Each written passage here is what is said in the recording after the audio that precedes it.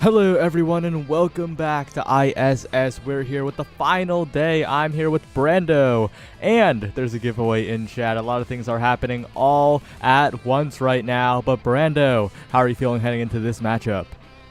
I feel pretty good. We are starting off with an Oni's match, so gonna be a very more defensive one, but extra special start and Spark of Agility coming up. It's going to be interesting to see who's going to be relying on those special abilities and who's going to be trying to spark scale and especially get that speed, build up that speed that is just so powerful on Oni's Village. Yeah, and we're heading right into the game here. Oni Village, not a map we see too often in the current day and age. People tired of the long games, but the Momono enjoyers, they think they have the best chance on this map, it appears. So we'll see if that is indeed the case. We'll see if they can do it here. Yep, and it looks like Moon Warlord's going for the double spark with Weston picking up the extra special, and kind of the inverse with Kirikin, the only one on Momono Enjoyers taking the spark. So this first set, very much going to be about teamwork and passing it around, but as it goes on, I think scaling is going to be a major factor going into the later sets here. Yeah, Izu and Kirikin pouting the Rasmus and the Estelle, a signature Oni Village composition, but they're going to need to score on Weston, who is one of the scariest, if not the scariest goalie in ISS. The Moon Warlords, they were first in the pools, and that is no mistake because this is the most complete team. They also have a million people on their roster, so you don't know who's going to be playing later on. But they look very, very solid, and they're the ones who take the first two barriers here. Yeah, and you did mention the Estelle, kind of a classic pick on Oni, very good at like covering the clears and kind of calling goalies out on their on those clears. But we do have Limpy picking up the Juno, which is feels pretty good going into this hill. Just drop the Blobos and kind of deny a lot of those catches, and a beautiful flip in the corner sends it across, and Nikki able to catch the point. Yeah, very, very well done there. And we're seeing the power of the core speed as well, right? And almost catching the KO as well. Limby doing it all right now. But look at Weston and Nikki. They're so comfortable together. They're back passing. Their offense is seamless. On the other hand, Kirikin and Blank not as composed on the defense, right? There's a little bit of panic. The individual plays are fantastic. This is a team that's in the winner's final after all. But it's a lot more individual than team play. Yeah, and really just that teamwork coming in into play for Moon Warlords allows them to keep the core on the side of Momo's Enjoyers for so much longer that Izuna just kind of has to come back, and Kirikin really can't like just be a threat at the midfield as much as Estelle really wants to on this map. Yeah. Nikki now up to the top side. It's going back, and Izuna trying to find an opportunity here, but without the scaling, without the extra speed or the size, the Rasmus going to have a hard time scoring. Now the passing plays, a lot of energy available at the moment. Izuna continuing to push up into the corner with Kirikin, but again foiled by Weston, who is looking fantastic on the Mako. On the other end though, Blake notably taking the momentum boots, newly buffed, especially relative to the strike shot that got completely obliterated balance-wise, but Weston wishes the strike shot cooldown was available right now as Izu finds a great dribble into a goal to even it up. Yeah, beautiful play by Izuna. And what we're seeing going into this third point here is two flips on both sides. Kirikin on the midfield and Blink with the Dubu flip. But also Weston in the flip at the goal box, but very comfortable. Like you said, Weston, probably one of the strongest goalies in ISS right now. And really knowing how to find those clears and clear it out without wasting that flip, but a beautiful hook from Izuna pulls Weston out of position and gets that final barrier. Yeah, but Kirikin lining up the piercing shot a little bit too far there for the hit stun to come into play, but a great pass up from Kirikin, helped out on the defense by Limby though, and the Moon Warlords get out of there alive, but a missed strike. It's looking scary, but Izuna, the strike box not big enough, and Kirikin with the follow-up piercing shot will secure the goal. It's a bit of a panic, but Momono Enjoyers, they get it done. Yeah, and that Mom Boots Dubu in the speed lane coming up, dropping that ult, and just making sure that Moon Warlords cannot clear it out to really help their forwards find that final point there, or find that point. Yeah, and now Izuna continuing to push forward on the offense here. Kurikan almost taken out by the top spin, but the Toby Fortress kind of helps in the survival there. A flip in front of the barrier and a good angle by Izuna to make the striking hard. And now the hook goes a little bit wide. Nikki with an opportunity with the slimes to back them up. The barrier, the target now, but Blank looking solid on the defense. Plenty of speed to cover the entire space there as the offense continues into the top corner, but Blank continues defending. A creative flip around the world, and Weston goes for the strike shot. Doesn't have the strike available, and that's a fantastic goal for the Momono Enjoyers as they take an early lead. Yeah, and a beautiful redirect on using with on the Rasmus there, able to keep it along the edge and kind of get that top corner angle. But we do see that defensive prowess of Blink putting them first in the draft here and picking up that glass cannon. That's just going to make Dubu much faster, and kind of hoping we see a little bit more aggression coming out of Blink, pushing forward and really helping their forwards once they can get the core on the side of Moon Warlords here. Yeah, the Ice Skates Dubu was the stories long ago when Dubu would push forward all the way with additional speed. Glass Cannon plus Momentum Boots is available for Blank now, who will be looking to fly. We'll see if that is indeed the case or if the Juno Slimes will prevent that by resetting both Awakenings. Nikki already resetting them as a matter of course here, so Blank's going to have a hard time, but Izu and Kurikan have been fantastic on the offense so far. Yeah, and a lot of damage coming out to Kurikan pretty early on, but Oni Village so open, kind of not really worth finding the KO unless you can really confirm it, and Nikki trying to confirm it, trying to get Kurikan down, and a unfortunate miss by Weston loses both barriers. Yeah, that is really, really tough. They do find a KO, though. That's Kurikan off the board, but a great Tofu Fortress and great disruption by Izu. The barrier still Valdo, and now Nikki in the 1v1. The slimes make it difficult, but the strike box is not forward enough as Weston greets the secondary way too hard, and that's a second unforced goal, it feels like, in the favor of the Momono Enjoyers. Yeah, Weston just saying, let me cook, let me cook. Cooking a little too hard there. But other than that, misplay still playing very well, and especially with this offensive pressure with the double spark on Nikki with both speed and cooldown, that Kazan's just going to have just about every ability up whenever they need it with this kind of cooldown reduction. Yeah, but Blank is winning these strike wars, and they're such important ones. If the barrier goes down, the flip follows up. Wait a second, Nikki in position, Limb pushing forward as well, but they're greeting the flips. Another opportunity now as Blank has to clear, but right to the Juno it goes, and that's the set being evened up by the Moon Warlords. Yeah, and Livy recognizing that Blink clears right into him, doesn't even need to use the flip there, and now Moon Warlords starting the set with two flips, one on that Juno, which, if they can position themselves like close enough to the barrier, can maybe find this the second barrier that's kind of the struggle to get down on Oni's village.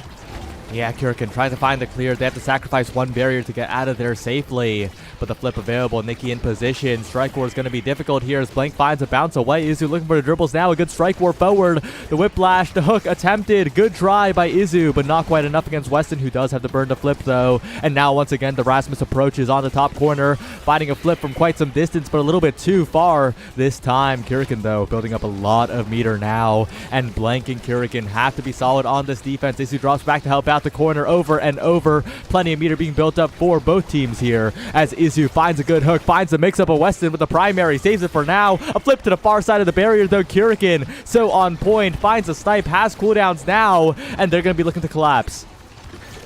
Yeah, and a beautiful Mako ult does kind of keep the core in that corner there long enough to wait out the flip and save this point here. And Izuna looking a little low, but again, Moon Warlord's not really like trying for the damage. They're really about this kind of core control and pushing it forward and like making these scoring attempts. And Izu doesn't get impatient, just waits, because Weston doesn't have a method to reach the core after that primary goes wide. Good attempt by Weston, but Izu just outplaying there, waiting for the perfect opportunity to use the primary. And the Momono Enjoyers, they look like a different team. When we last saw them in the group stage, they barely got second in the group to make it to winner's side, but now they're looking to take down the Titans of the Moon Warlords. Oni Village is their map pick for a reason, I guess, but with the Brawler being taken out, they're going to have to defend for a while longer. Yeah, and Blink just not able to win that strike where there, loses the barrier, and a Blobbo does catch Kirikin off guard and sends it right in front of the goal there. And we are on set point here, and can Moon Warlords bring this back? They were kind of on their back heels at the start of the set, but they're starting to like get back into their rhythm. Yeah, as you say that, though, it is Momono Enjoyers once again looking like the favored team. Of course, they're on the defense now, but that early push could have easily taken 2 barriers if Weston wasn't careful. And now Nikki pushing forward, has the cooldowns, has the flip available, but right now just being stuffed away by Kirikin in the corner. Oh, but a big flip opportunity for Nikki right in front of the net. The log available, and Nikki sends it perpendicular right around every cooldown from the Momono Enjoyers to even up this game for Moon Warlords. That was a beautiful shot by Nikki. There was so much in their way with Blobos and logs and the entirety of Momo Enjoyers. And finding that little opening in that bottom pocket was such good map awareness. Yeah, and as we head into this draft, there's so many scary picks available among Titans is what I have my eyes on for the Juno, and it is indeed taken. That will be additional size for Nikki, despite the size awakening being taken by Azuna. Missile propulsion, I think a little bit confusing though. I think that missile propulsion on the Dubu might have been a better choice and a heavy impact on the Estelle, which leaves Mako with basically nothing. Yeah, I do kind of agree with that. That cast loss on Dubu, not to waste if they can hit those stuns. Those stuns are going to last forever, but not if Nikki can get that barrier before the roll connects. Yeah, it's definitely not a bad pick, but the missile prop Dubu with ice skates might have been a real win condition here, especially when you have to deal with Nikki on the offense like that, sliding around, super surge available. Kirikin force on the defense even more now, and the Momono Enjoyers truly on the back foot as Nikki has been activated, just moving across the map, enough size, enough dash range to do everything it feels like. And Azuna on the other hand, the brawler counterpart struggling a lot more, still gets 1 barrier, but oh, Blank lingering strike box, barely managed to save it. Still in such a tough spot is Blank though. To the top side it goes, the roll is good, but the slime is better, and the Moon Warlords have scaled. Yeah, and you're talking about Nikki dashing all over the place with the super surge and the cooldown from Spark of Focus. But Linvy, once they start getting enough hits and start building up enough stacks, they have that Spark of Agility. They're going to have stacks on stacks. They have that Mung Titans. They have Mag Souls at the center line here. Linvy's going to be flying around this map, where on the other hand, with Kirikin on that Estelle, has that Twin Drive, has a missile prop, really going to be relying on kind of catching the coring, catching Moon Warlords with these Estelle Blink to try to throw them off. Yeah, Weston and Linvy with a lot of meter available, and like you said, the mobility on the Juno really playing a part here. Good delay by Nikki, but Blank is a little bit better on the weight. Finds the defense here, but a great shot by Linvy will secure the barrier. Now Kirikin on that store, 1 hit away. The hook goes wide, but Kirikin still needs to be careful. A simple combo from the Kazan, not the most damaging character, but look at that snipe from Kirikin. Big opportunity now for the Momono Enjoyers if they can get out of this situation alive, but the KO's found, and now Izu needs to find a hero, play a great and stare drums, but Izu fishes the core out of the corner with the primary, with the strikes away from Linvy, but a great snipe by Weston mixes up everybody, maybe even the teammates as well, finding a goal for the Moon Warlords.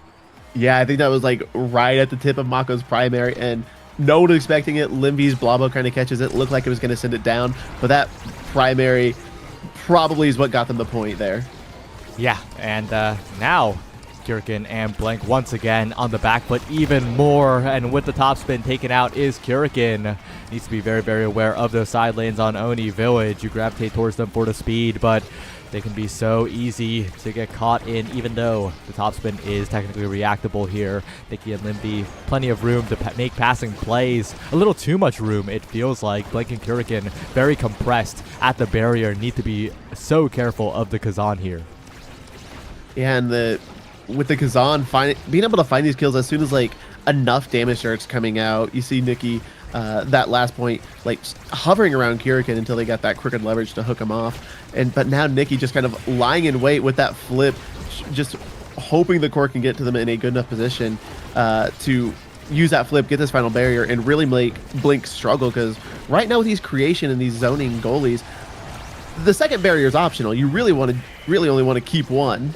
Yeah, Limby with the follow-up, manages to find the barrier now. The open net available, Nikki cooldowns available, and Blank's gonna need to be very careful here. A good clear outwards, another good clear by Kurikan, but they stack on top of each other, cover the same space, and Nikki with the great shot to the top side. Moon Warlords, the first set behind them at this point. They're the ones in the lead, in control, and Nikki, the one with the first pick in the draft.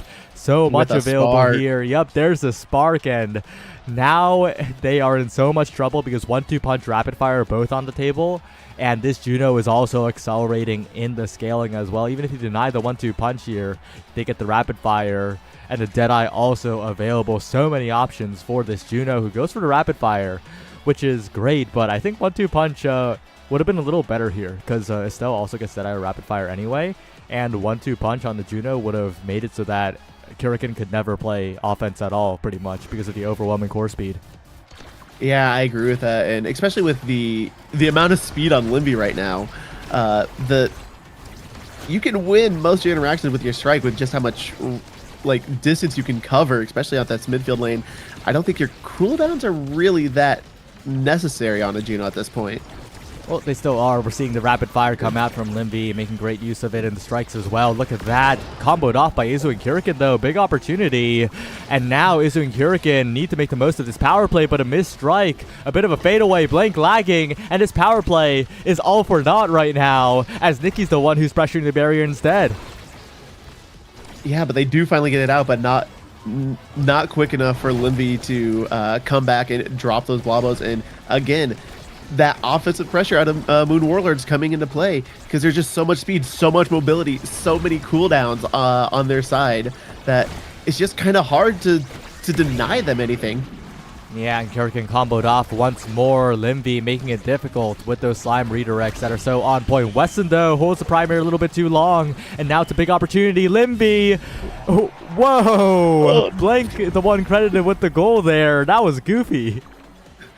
That was, let's go ahead, a little bit of an odd angle there out of Limby. Just a little too much of a back pass there. Yeah, well, Nikki's tried their best. That's all I'm going to say. As a flip available for Izu. Doesn't quite get the angle to take one barrier now, but the log is good. The Tofu Fortress with the rebounds, but Kurikan and Izu can't follow up on the bottom side. A good strike for a win, though. And Izu pushing forward. Kurikan trying to cover the out clear. And I think the Momono Enjoyers, they still have a chance for sure, but it's going to be increasingly difficult. Weston gets sniped off. What's happening? Now it's just a double goalie, and Kurikan and Izu trying to find something, but with Nikki and Limby with all the speed and mobility and cooldowns, still can't find that barrier as Weston comes up, and another offensive play coming on the side of Moon Warlords here. Yeah, I think the Moon Warlords need to figure something out because they're winning, but it's looking a little bit scary with how these recent plays have progressed. They do have room for error, though, forcing out a flip from Blank to the bottom side. Missile prop not enough as Weston gets the strike back in time. That dribble's a little awkward there to the bottom corner. No flip used by Limby. Izu with a chance now. Finds the rebound, finds the core speed. The 1-2 punch coming into full effect, and Kurikan just enough core speed in overtime, but I feel like Weston would have recovered in time even without the evade. Maybe didn't buffer the strike. I don't know, but maybe the core speed was enough. 2-0 now. The Moon Warlords now on the back foot, and the set 5 looking inevitable at this point. Yeah, and that's just kind of the nature of Oni, it seems like. It's just a very, very defensive, but, well, I want to say very defensive, but Moon Warlords putting up, like, amazing offense here, just kind of having a hard time. Reverse Caster's Cursor. I was going to say having a hard time confirming it, but a nice flip up in that corner. Nikki sending it down, just kind of catching Blink just out of position and sending it right past them. Yeah, and, well, the Moon Warlords can still win here. They can still win in this set. It's not going to be easy, though. But maybe Nikki is going to say, no, it's easy. Flip available now. Blank reads the core speed very, very well with a good delayed strike. Izu converting one barrier, but the strike war is being won by Limby in the midfield. The slime's making it difficult to cast Last Valley coming in as well, but the logs are there for Blank on the defense. And if Blank could step up Windows strike wars just like that and force the core forward for Izu and Kurikan, that could be a big opportunity as Izu finds the flip. And the barrier is open. The goal wide open in the favor of the Momono Enjoyers so they can get it forward to Izu. But Izu primarying it backwards.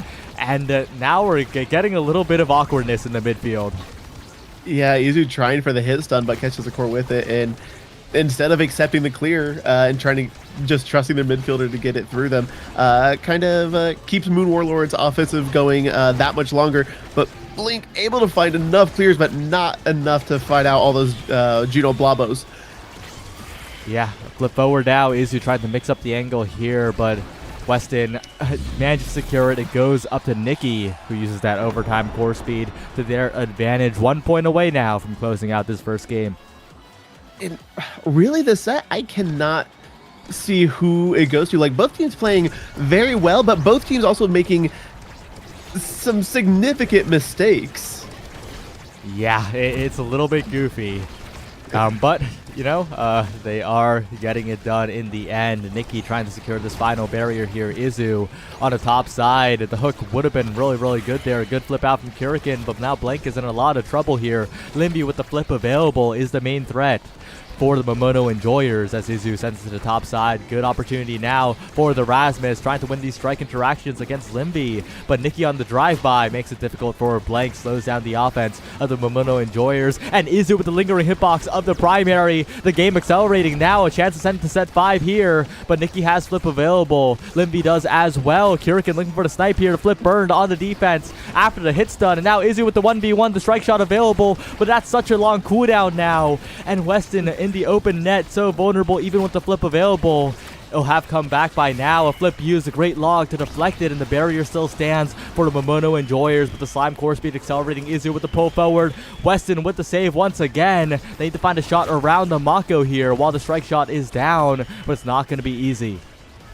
Yeah, and Kurikan with the flip, can they get into position enough? They just don't have the speed, and using these blinks really to help Blink out here in the defensive, not really having that speed to push as far forward and help Izu. But as soon as they try, Weston finds a clear, sends it all the way across, and now Kurikan back on the defensive.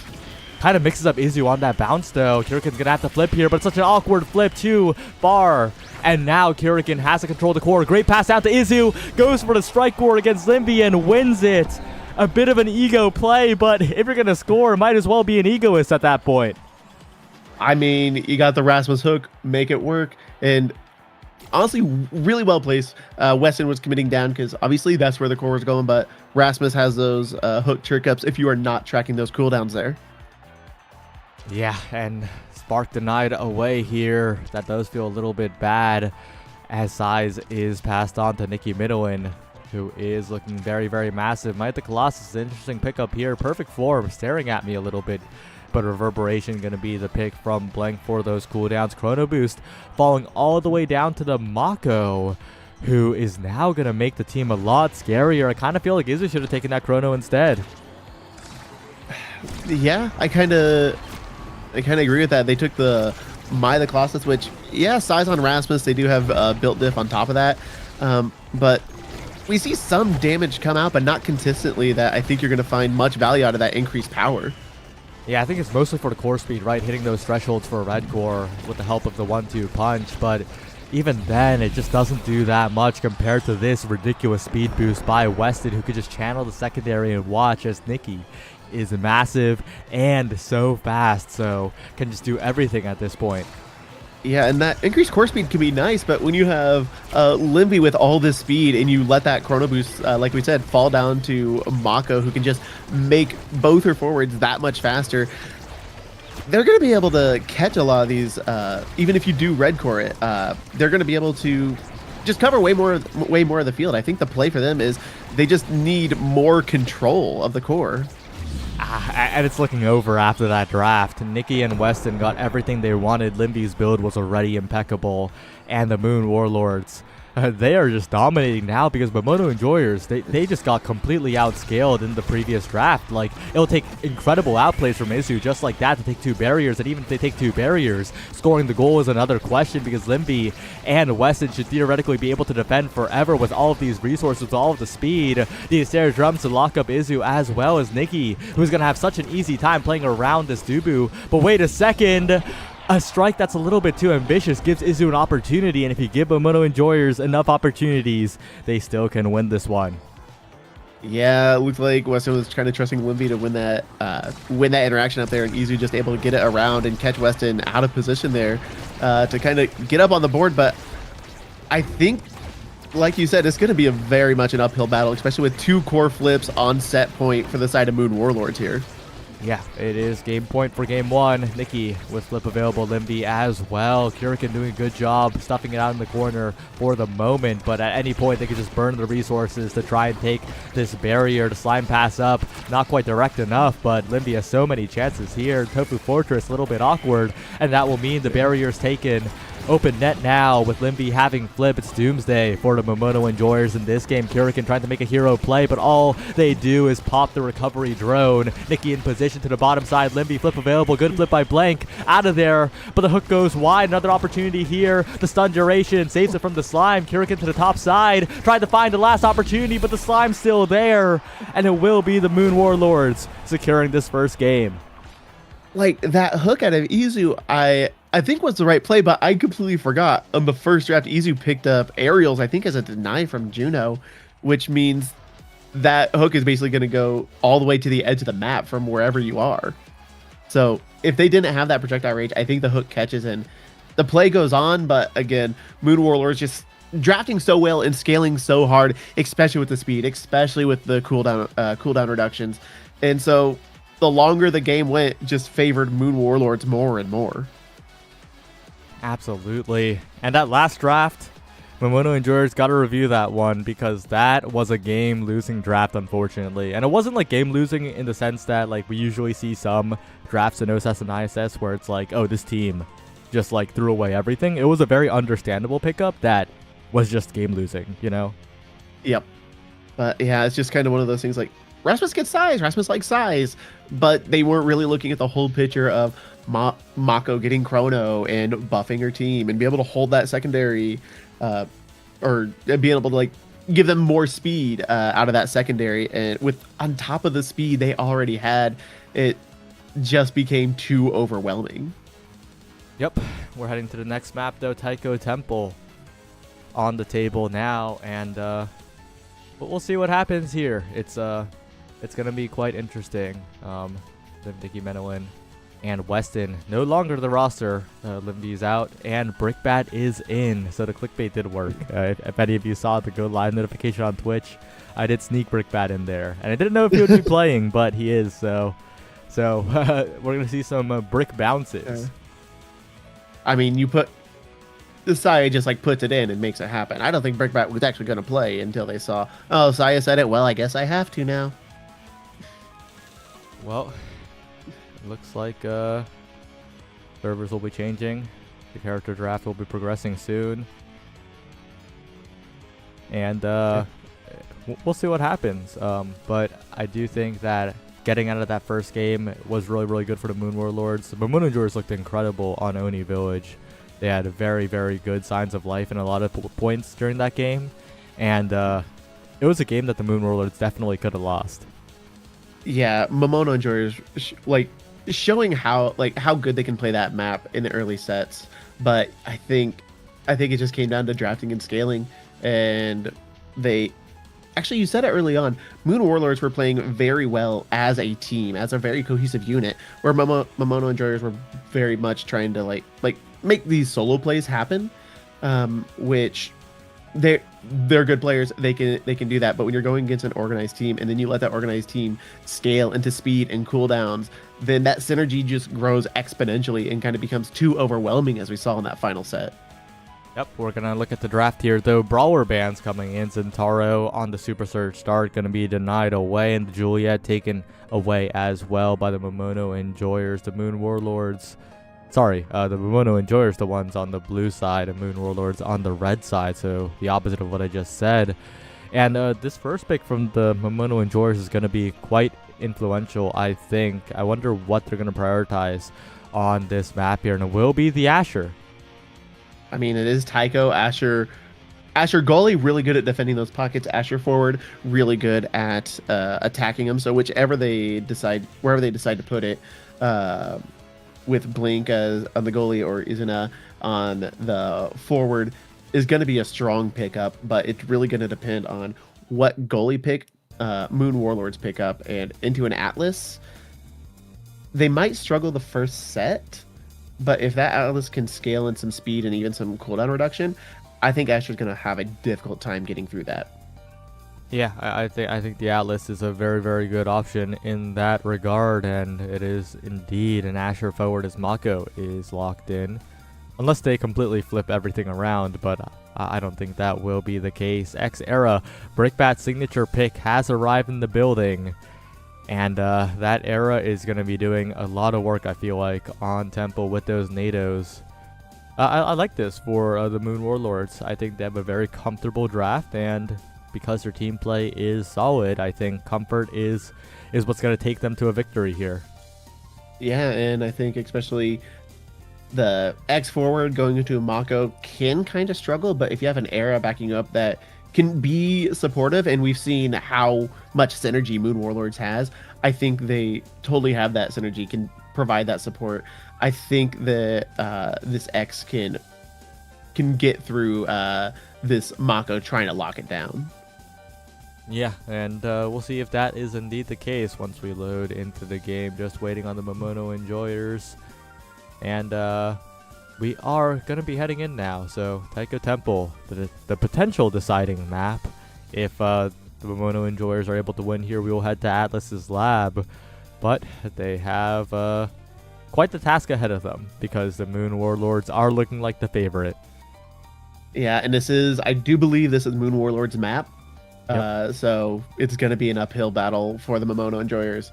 It was losing on their first map pick and then going into Moon Warlords map pick, especially Taiko, where you kind of have to have that synergy. You kind of have to have that mental connection with your team, where these drums can just send the core flying in like Mach 10 speed sometimes, especially once you hit overtime, and kind of some goofy angles you can get off of these Taiko drums. Yeah, and well, we'll see what happens when we head into the game. I do expect a lot of Super Surgeon coming out.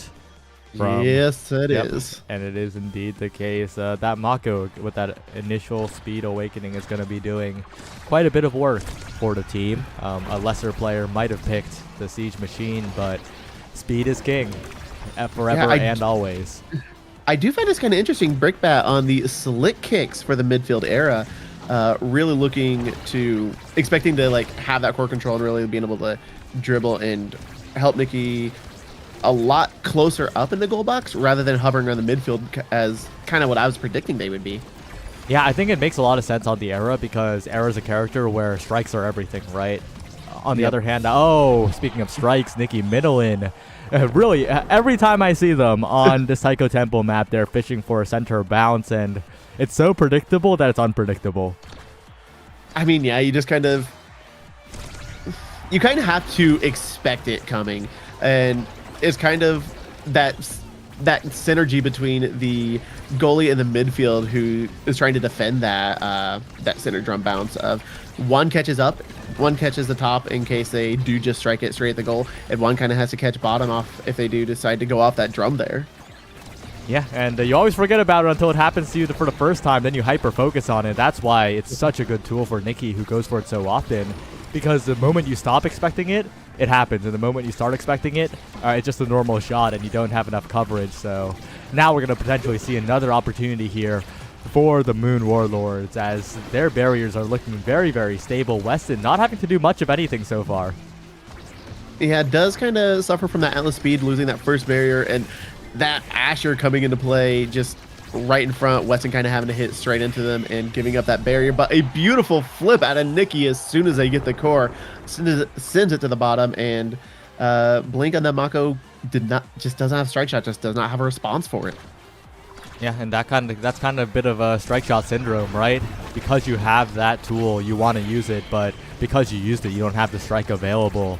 And that will be the Moon Warlords chilling here. Kurikan not chilling, notably, almost being taken out. Nikki also brought incredibly low, but the core will shield them from that Mako snipe here. Brickbat and Nikki not in the most stable of energy economy positions, but their investments will lead to survival here as Nikki picks up just enough to get another evade. Yeah, and Izu, as soon as Nikki got staggered there, really looking for the kill, but Brickbat with that Era primary beam shrinking Izu, kind of denying that kill confirm there, allowing Nikki to stay alive, kind of just hover the bottom, get the orb and able to clear it out. But now one barrier down on both sides, and kind of just this fight at the midfield. It seems like neither team really able to get like control in the enemy goal box. It seems. Yeah, but that's a good KO combo out from Kurikan and Blank, and Izu stuffing out the flip as well from Weston. The Momono Enjoyers coming alive here. Flip in front of the net, almost bouncing on the goal gates and going in, but not quite as the save is made. Izu now looking for a passing play, but Kurikan has already blinked forward. Miscommunication by the Momono Enjoyers. They're still in the lead in this point, but they still need to find the goal. Yeah, and I think, like you said, Kurikan expecting Izu to take the shot, blinking in. Izu, I think, trying to pull a Nikki and bounce it off that center drum there, and just kind of missing and giving up that control. But now, open goal on both sides. Neither goalie, Ash or Mako or Atlas, really enjoys these open goal boxes. And Kurikan with a beautiful flip, point blank, just kind of calling out Weston there, secures the point.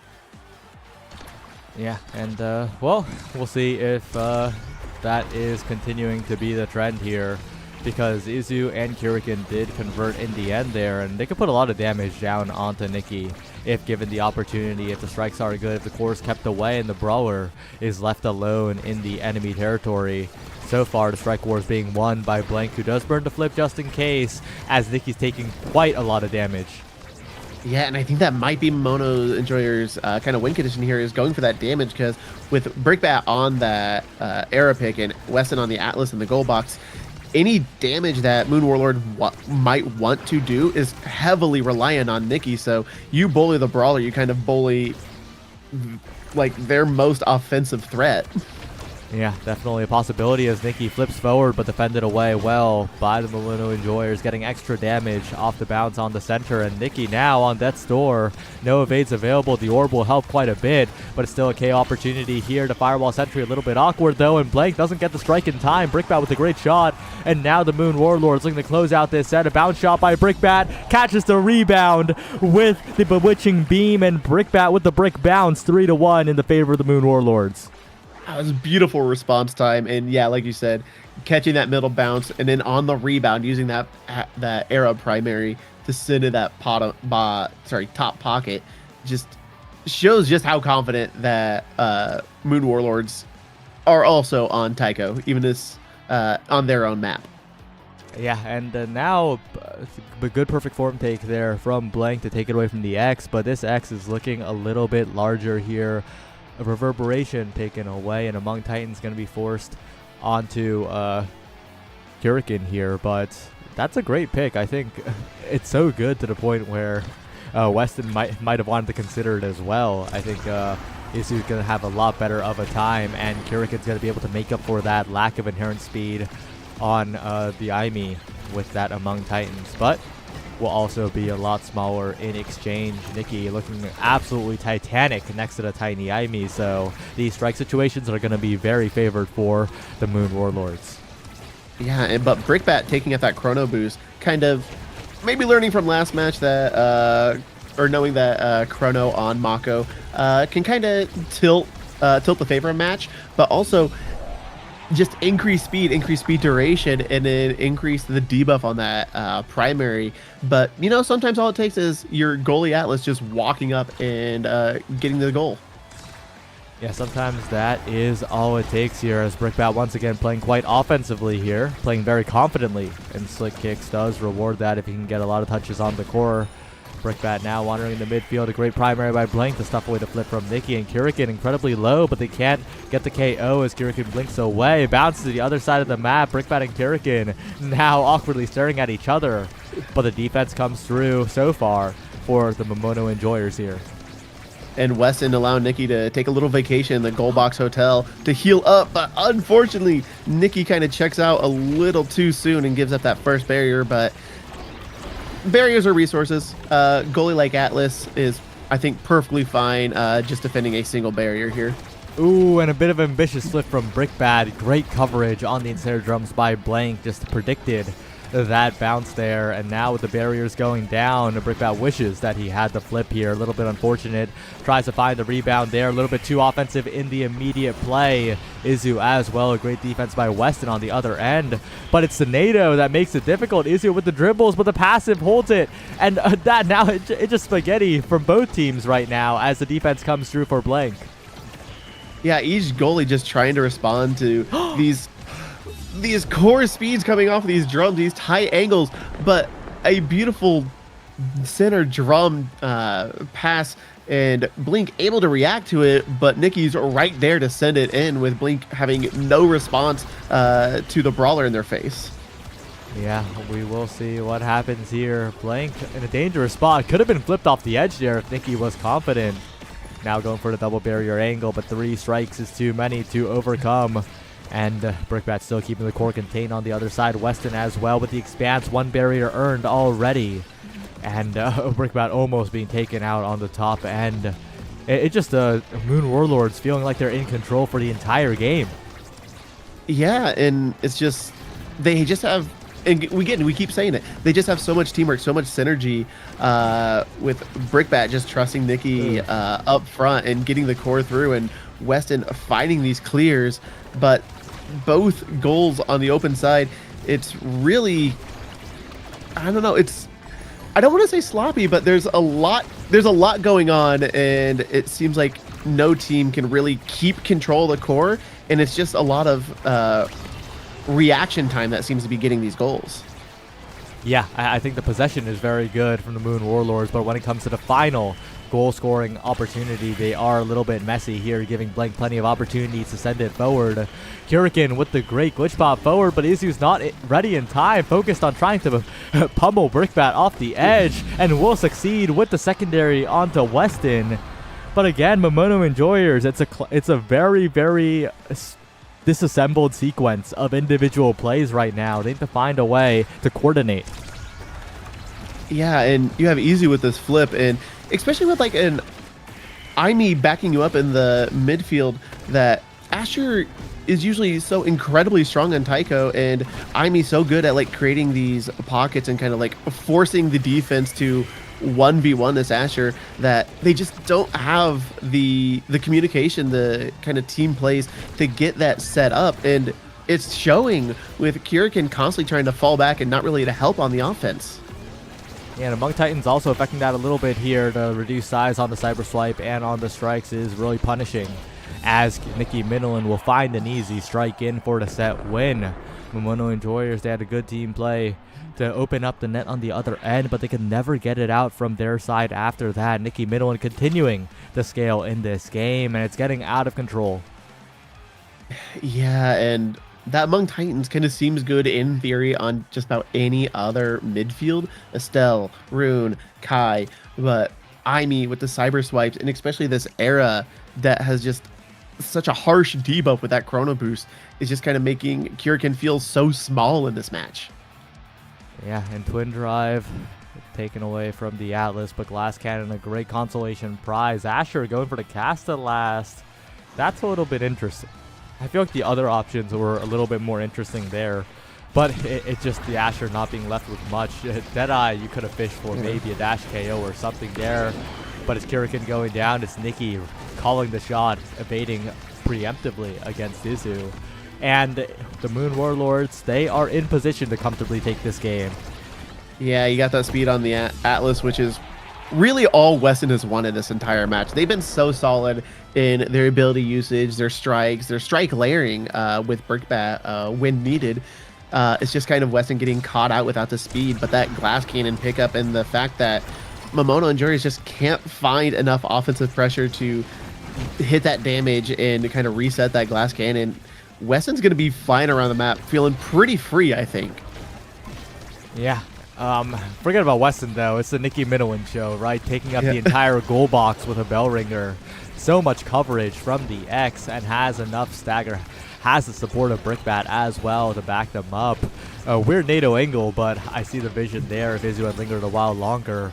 And Brickbat, if Kurikan is shrinks, like you mentioned earlier, it is absolute doomsday for the Momono Enjoyers. Yeah, just Kurikan just is so small right now, and even once that debuff goes away, they're still so small that it's hard for them to win any strike wars against a double size X. And if Brickbat hits that arrow primary, a effectively triple size X, quadruple if you consider the size reduction on Kirikin, just this small Aimi is just so hard to play midfield with. Yeah, we'll see if they can prevail. But the NATO this time, the one causing tons of trouble. Kirikin almost taken off the board and forced to help defend. Can't get the orb, can't heal up. Blinks forward though, and a buffered blink will lead to a little bit of offense here for Azuna. But Weston, plenty of teammates, plenty of speed coming out from Brickbat to keep the offense forward. And a lot of it is the ease of execution, right? Back when X-era Mako or X-Mako or any combination was really dominating mid-level play, it was because it was easy to execute. It was a simple composition where you could focus on the fundamentals, and we're seeing why right here. A lot of the team play is shining when the comfort is here, the damage is here, and they have all the tools they need to close this one out to advance the winner side of Grands. Nikki Minnow and the NATO making it difficult. It goes to the other side of the world, and Weston with an early flip, but it's Nikki and Brickbat rushing forward to Bewitching Beam with a Super Surge dash, and it will be the Moon Warlords 2-0 in winners finals. And Brickbat like barely catching that Era Beam to clip it at the very end of it to send into that top corner just before Blink is able to respawn back in, securing that point. And you can kind of tell Moon Warlords, that was their map pick. They just looked so comfortable using the drums. Nikki with those center drum shot slash passes was just they were using the map to such good effectiveness, and Momono Joyers just were not able to really get any team plays happening. Yeah, it is a little bit unfortunate, but that was indeed the case. They will drop to losers final, where they will have another chance later on, but the next matchup up is FP Obsidian versus the Fuelheads. Any thoughts before we go into that one? I don't know too much about Obsidian, but I've seen Fuelheads play a little bit. I believe they were, if not this season of CCL, the last season of CCL, and they have some solid teamwork. So it's going to be really depend on how cohesive of a unit Obsidian can be, and how much how much drafting is going to affect the outcome. Like we just saw with Momono and Jors and Moon Warlords, that sometimes if you can be on point with drafting and draft optimally, that can change the entire swing of a set. Yeah, it all comes down to the strikes at the end of the day, though. We'll see who strikes better after this break. We'll be right back. Don't go anywhere.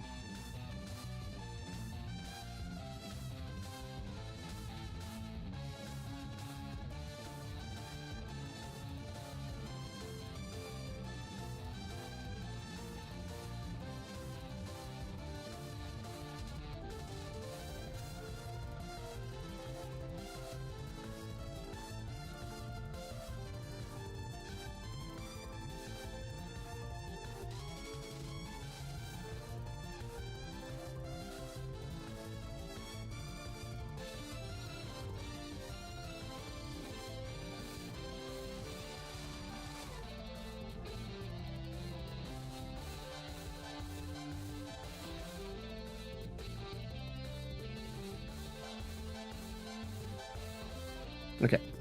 All right, we're back, and we're here with loser semis. It's FP Obsidian versus the Fuel Heads, and I think the Fuel Heads are trying to prove it because they got fourth in the pool. FP Obsidian got third.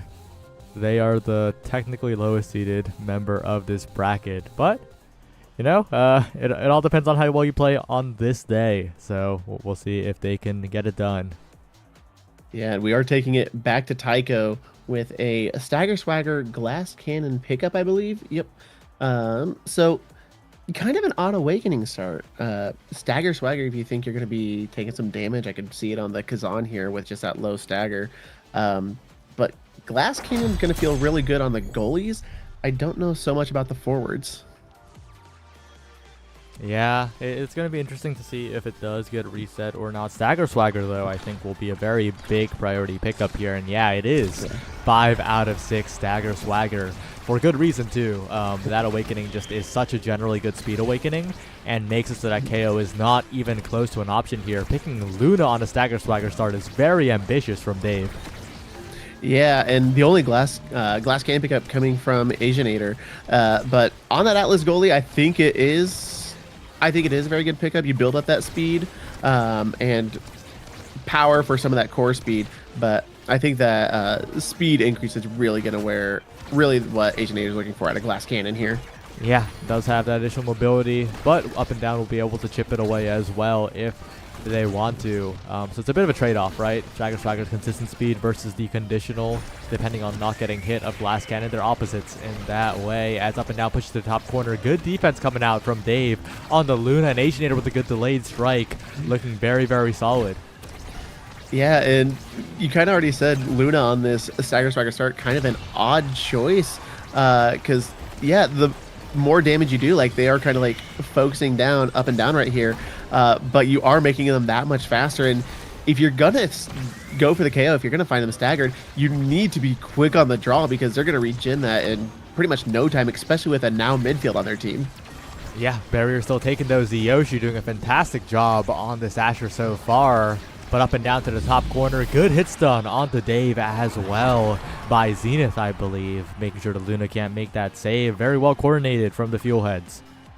Yep, and kind of like what we saw last match, coordination is so key with Tycho Temple, being just kind of sharing the same brain cell as your teammate and kind of knowing who's covering where and what kind of passes they're going to try, what kind of shots they are going for.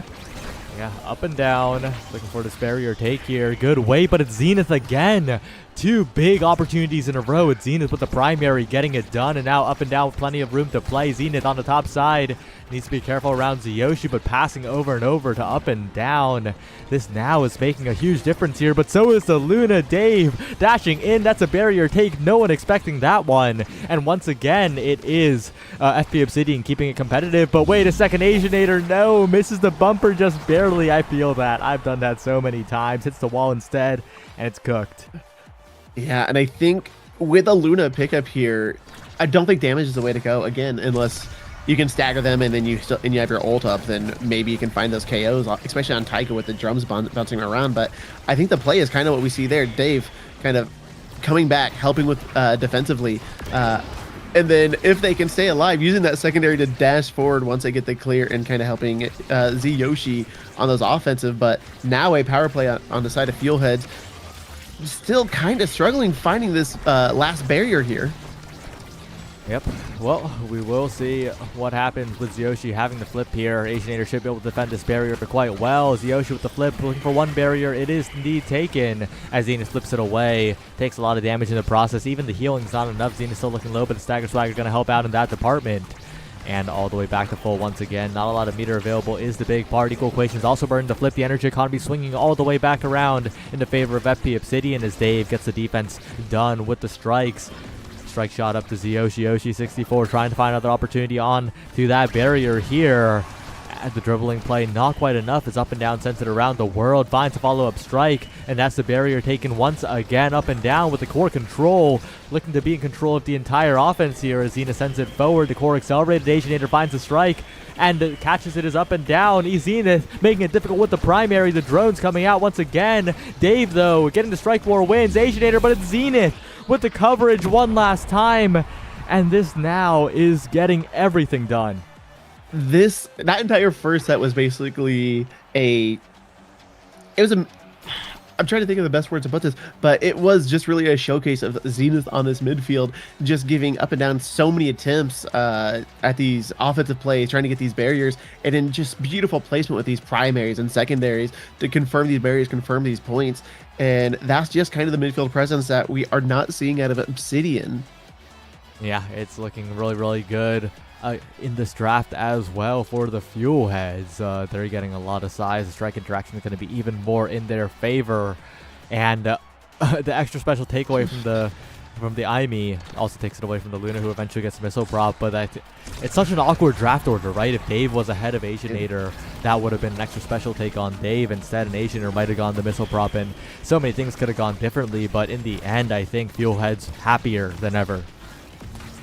Yeah, that extra special, again, with that Stagger Swagger start, really kind of making that Atlas ult not that necessary unless you're quick on the draw, in case Dave or Yoshi kind of get caught a little too close to the edge, and kind of those instant KOs. I don't think the healing factor's gonna come that much into play. Yeah, clear up from Asianator, trying to find a bounce, but up and down, so much coverage here. And with that recovery drone as well, there's not going to be a single opportunity to really KO anyone, it feels like. Yeah, no, and it looks like Obsidian really was trying to find this KO comp with the Luna, and then to chip out the damage, and then Asher confirm these KOs, but I just don't think it's the play. And I think it might be difficult, but they need to find some way to pivot into a more core control and team-oriented play style here.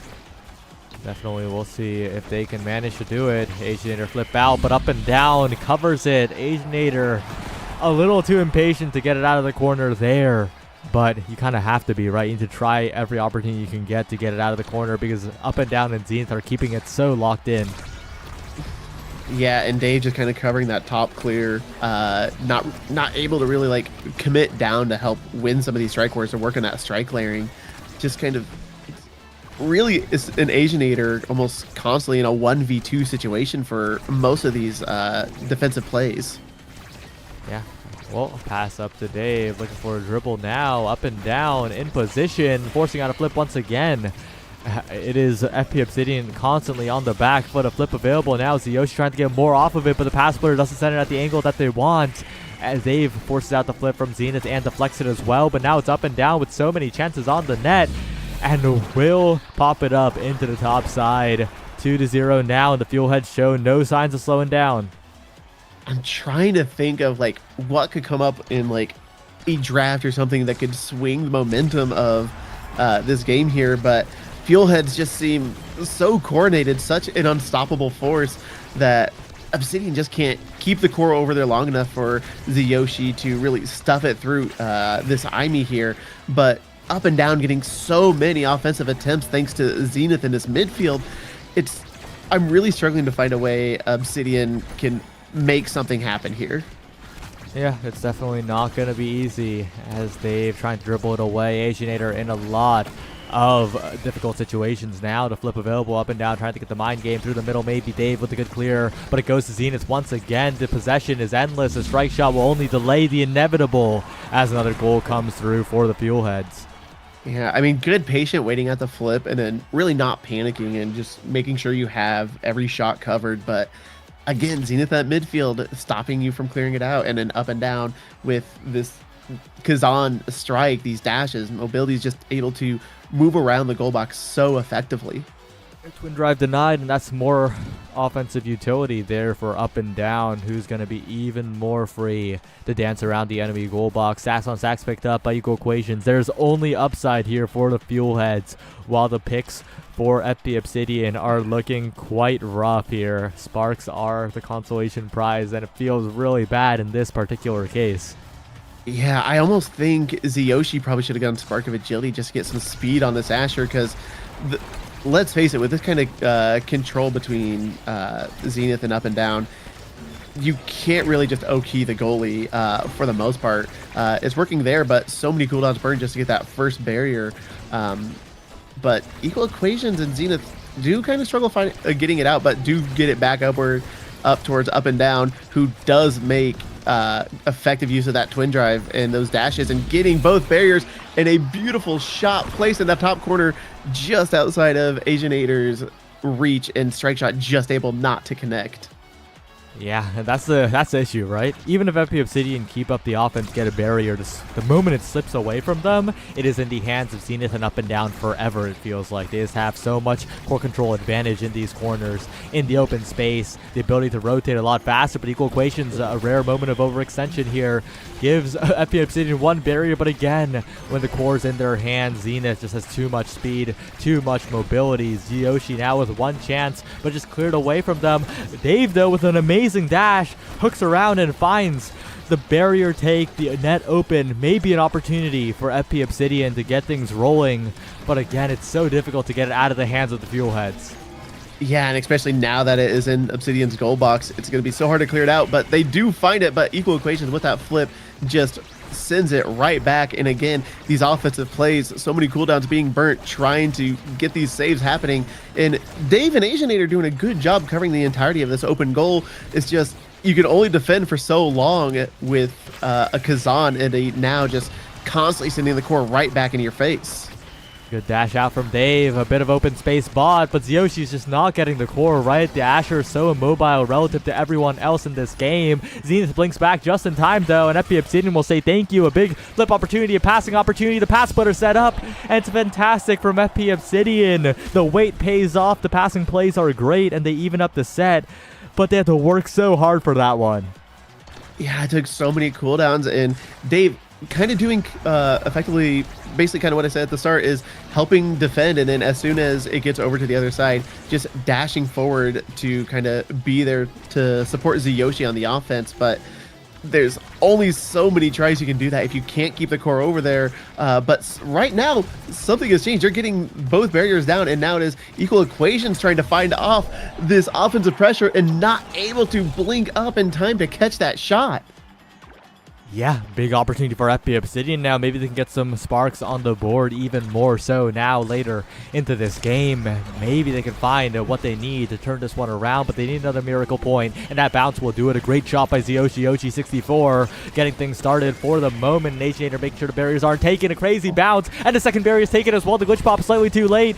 FP Obsidian, this is their chance to turn this game all the way around, and Zyoshi finds a shot around Zenith, around Equal Equations, and once again, they get it done. And it seems like they're just kind of calling out Equal Equations on these IME blinks to kind of help make that offensive pressure, and they just send the core right back before IME can eject button back and like save these barriers, and then once it's an open goal, Equal Equations just kind of struggles on the defense here. That's triple spark here for Zyoshi 64, focus, power, and resilience. Though I do agree with you, that agility would have probably been a little bit better, a little bit nicer. And on the other hand, the Fuelheads still get a fantastic draft. I mean, look at that. It is size on the Kazan, perfect form on the IME, and among Titans on the now. Up and down is the entire screen. Yeah, this is such a big Kazan, and with how much control they've been able to keep on Obsidian's goal box, that size is just going to make it that much harder to get it through up and down. But this damage coming out, that power spark scaling actually doing wonders for Zyoshi. But again, that stagger swagger start just means you have to confirm those kills almost immediately. But Zenith, with so much control and pressure, just waiting out and just winning strike war until Asianator's out of abilities and just sends it outside that Atlas reach. Yep, it is really, really tough if that is the case. And now with the possession in the hands of Fuelheads, they will continue getting so many offensive tries. Yoshi's going to need a miracle, but just isn't large enough to cover the entire lane. And now the expanse is late and up and down. So massive, the strike war inevitability. Good defense by Zyoshi and Dave for the moment, but they need a lot more than just that.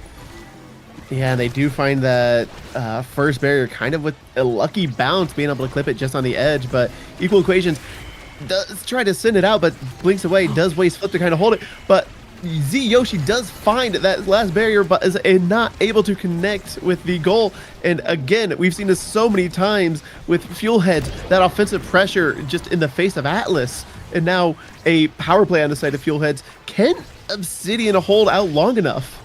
Oh, and the coverage on the flip is fantastic from up and down as well. Finds the pop-up at the right time to try and fool Asianator, and it does succeed. Dave also burns the flip. Tries to find an ambitious goal on the top side, and Fuel Heads, they play keep away. They get out of the sticky situation, and they prevent FP Obsidian from taking advantage of the IME's lack of defensive capabilities. But FP Obsidian, undeterred, they still think the game's winnable because it is. Yeah, I mean, they are not going to stop fighting here, and especially a triple spark Asher. Yeah, they don't have the agility, the speed would have been nice, but 3 sparks is 3 sparks. They're going to have that ability cooldown. They're going to have the power kind of help with that core speed a little bit.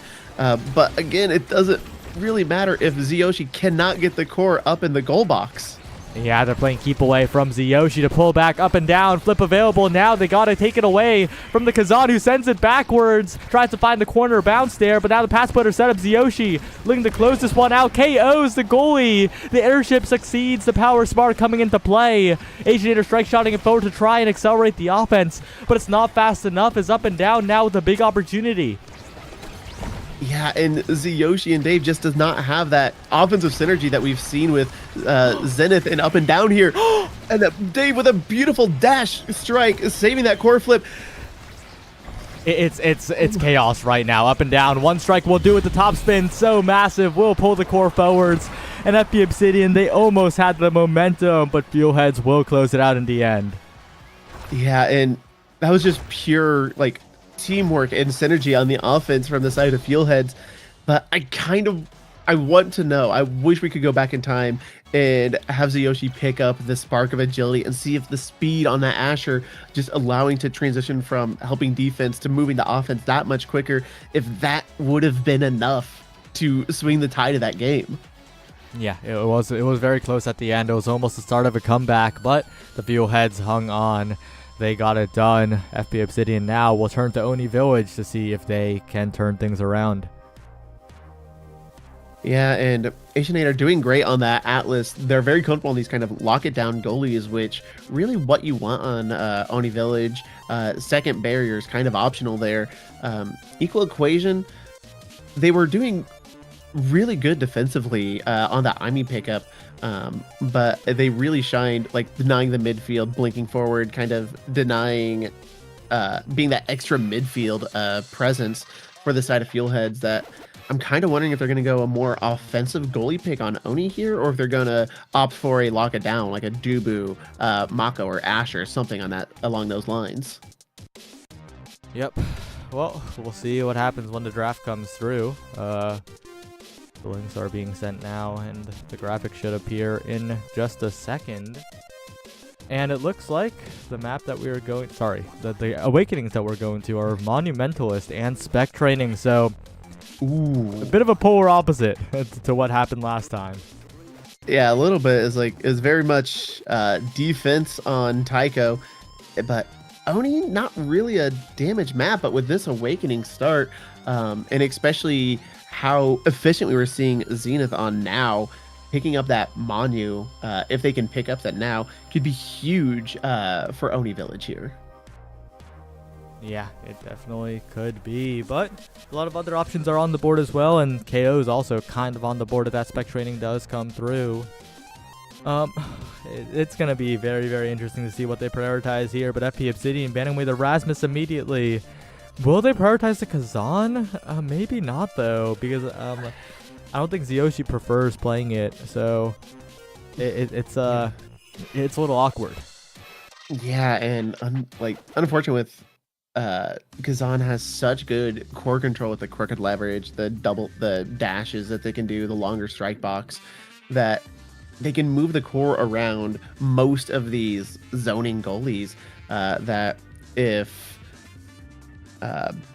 up and down is able to get that Kazan, which it looks like they are going, it's going to be that much harder for Asianator to find these defensive plays and kind of get through this Kazan, especially with a Zenith. I'm assuming with a Mon, you start probably picking up the now if it's not taken away here, and it looks like it is. Yeah, okay, the Kazan indeed taken by FP Obsidian. I think that's a good draft decision, right? Pinching the brawler pool, but very smart decisions by the Fuelheads on the other end as well. Knowing that the brawler's already taken, that brawler slot gone, so might as well pick up your midfielder and goalie. But Asianator is going to be on the Finny in this one, and I like that because I think that Asianator has performed spectacularly on the Finny in recent memory. Played it very well against Dropletto, and that's pretty impressive, I gotta say. So that's not something that's easy to do. Yeah, especially with this spec training start coming out on the Kazan, they might be able to find some damage, some KOs later on here if they choose to spec into that, or like we were saying last game, if they kind of go more into the control cooldown reduction. And a Kai pickup on the midfield, that speed is going to feel so good on the midfield pick, I believe. Yeah, we'll see what happens in this game. I do like the comps from both sides. They have very, very solid capabilities. They do everything that the teams want them to do, which is always a good thing. Of course, it's a low bar, but there's also comfort picks involved as well. So I'm interested to see if Asianator can deal with the Monumentalist now, because that will definitely be a challenge. Zenith with a lot more coverage than the Finny, but we'll have to see how it goes here if Zenith can continue to impress. Yeah, because if that now can control the midfield like they were on Tycho, granted, much more open map, giving Asianator a lot more clear options, which I think they're going to have to utilize very oftenly, because Finny, not a lot of deny pressure with a Julie in your face. If they can walk up with that kick punch and just go right through you, I think it is going to be Asianator kind of prioritizing keeping the core away from Julie or keeping Julie at a good distance. Yep. We're heading into game now. Oni Village. Hopefully it's not a long one, or maybe if it's a long one, it'll be a banger. We'll have to see. FP Obsidian trying to stay alive in this series. Penny coming in for Asianator is the highlight pick here. And on the other end against that Zenith now, that was so impressive. Ziyoshi's going to have to show that they could do it on the Kazan. Yeah, and Kazan, a lot of ability usage. They can kind of have that control. But going from an Asher into a Kazan, or from Asher to Kazan, very different play styles there. Kazan really trying to work the core around, Asher just trying to push it through. But going into a Mako, I don't know, Kazan might struggle here with all the hits that Equal Occasion on this Mako can really have an answer for. We'll see if that is indeed the case. Ziyoshi should be equipped to deal with a lot of those tools here to send it around, but it's also true that Equal Equations could fight back a little bit. The Mako damage surprisingly high and up and down. Forget about abilities, forget about strikers, forget about picks. It's all about the strikes right now. It's up and down, sends it around. Both barriers already taken. Yeah, and Zenith and up and down, like moving beautifully, like in sync to get that last barrier, very in unison, to really deny any clear from Dave and Asianator there. But a nice Mako ult able to stop Ziyoshi from getting any kind of control and helping the Fuelheads kind of keep this core at bay. Yeah, and unfortunately Ziyoshi not looking very warmed up on the Kazan here, but Asianator will sneak it away. But the now mine Zenith has already prepared for that situation where the core slips away, and the first goal will go to the Fuelheads.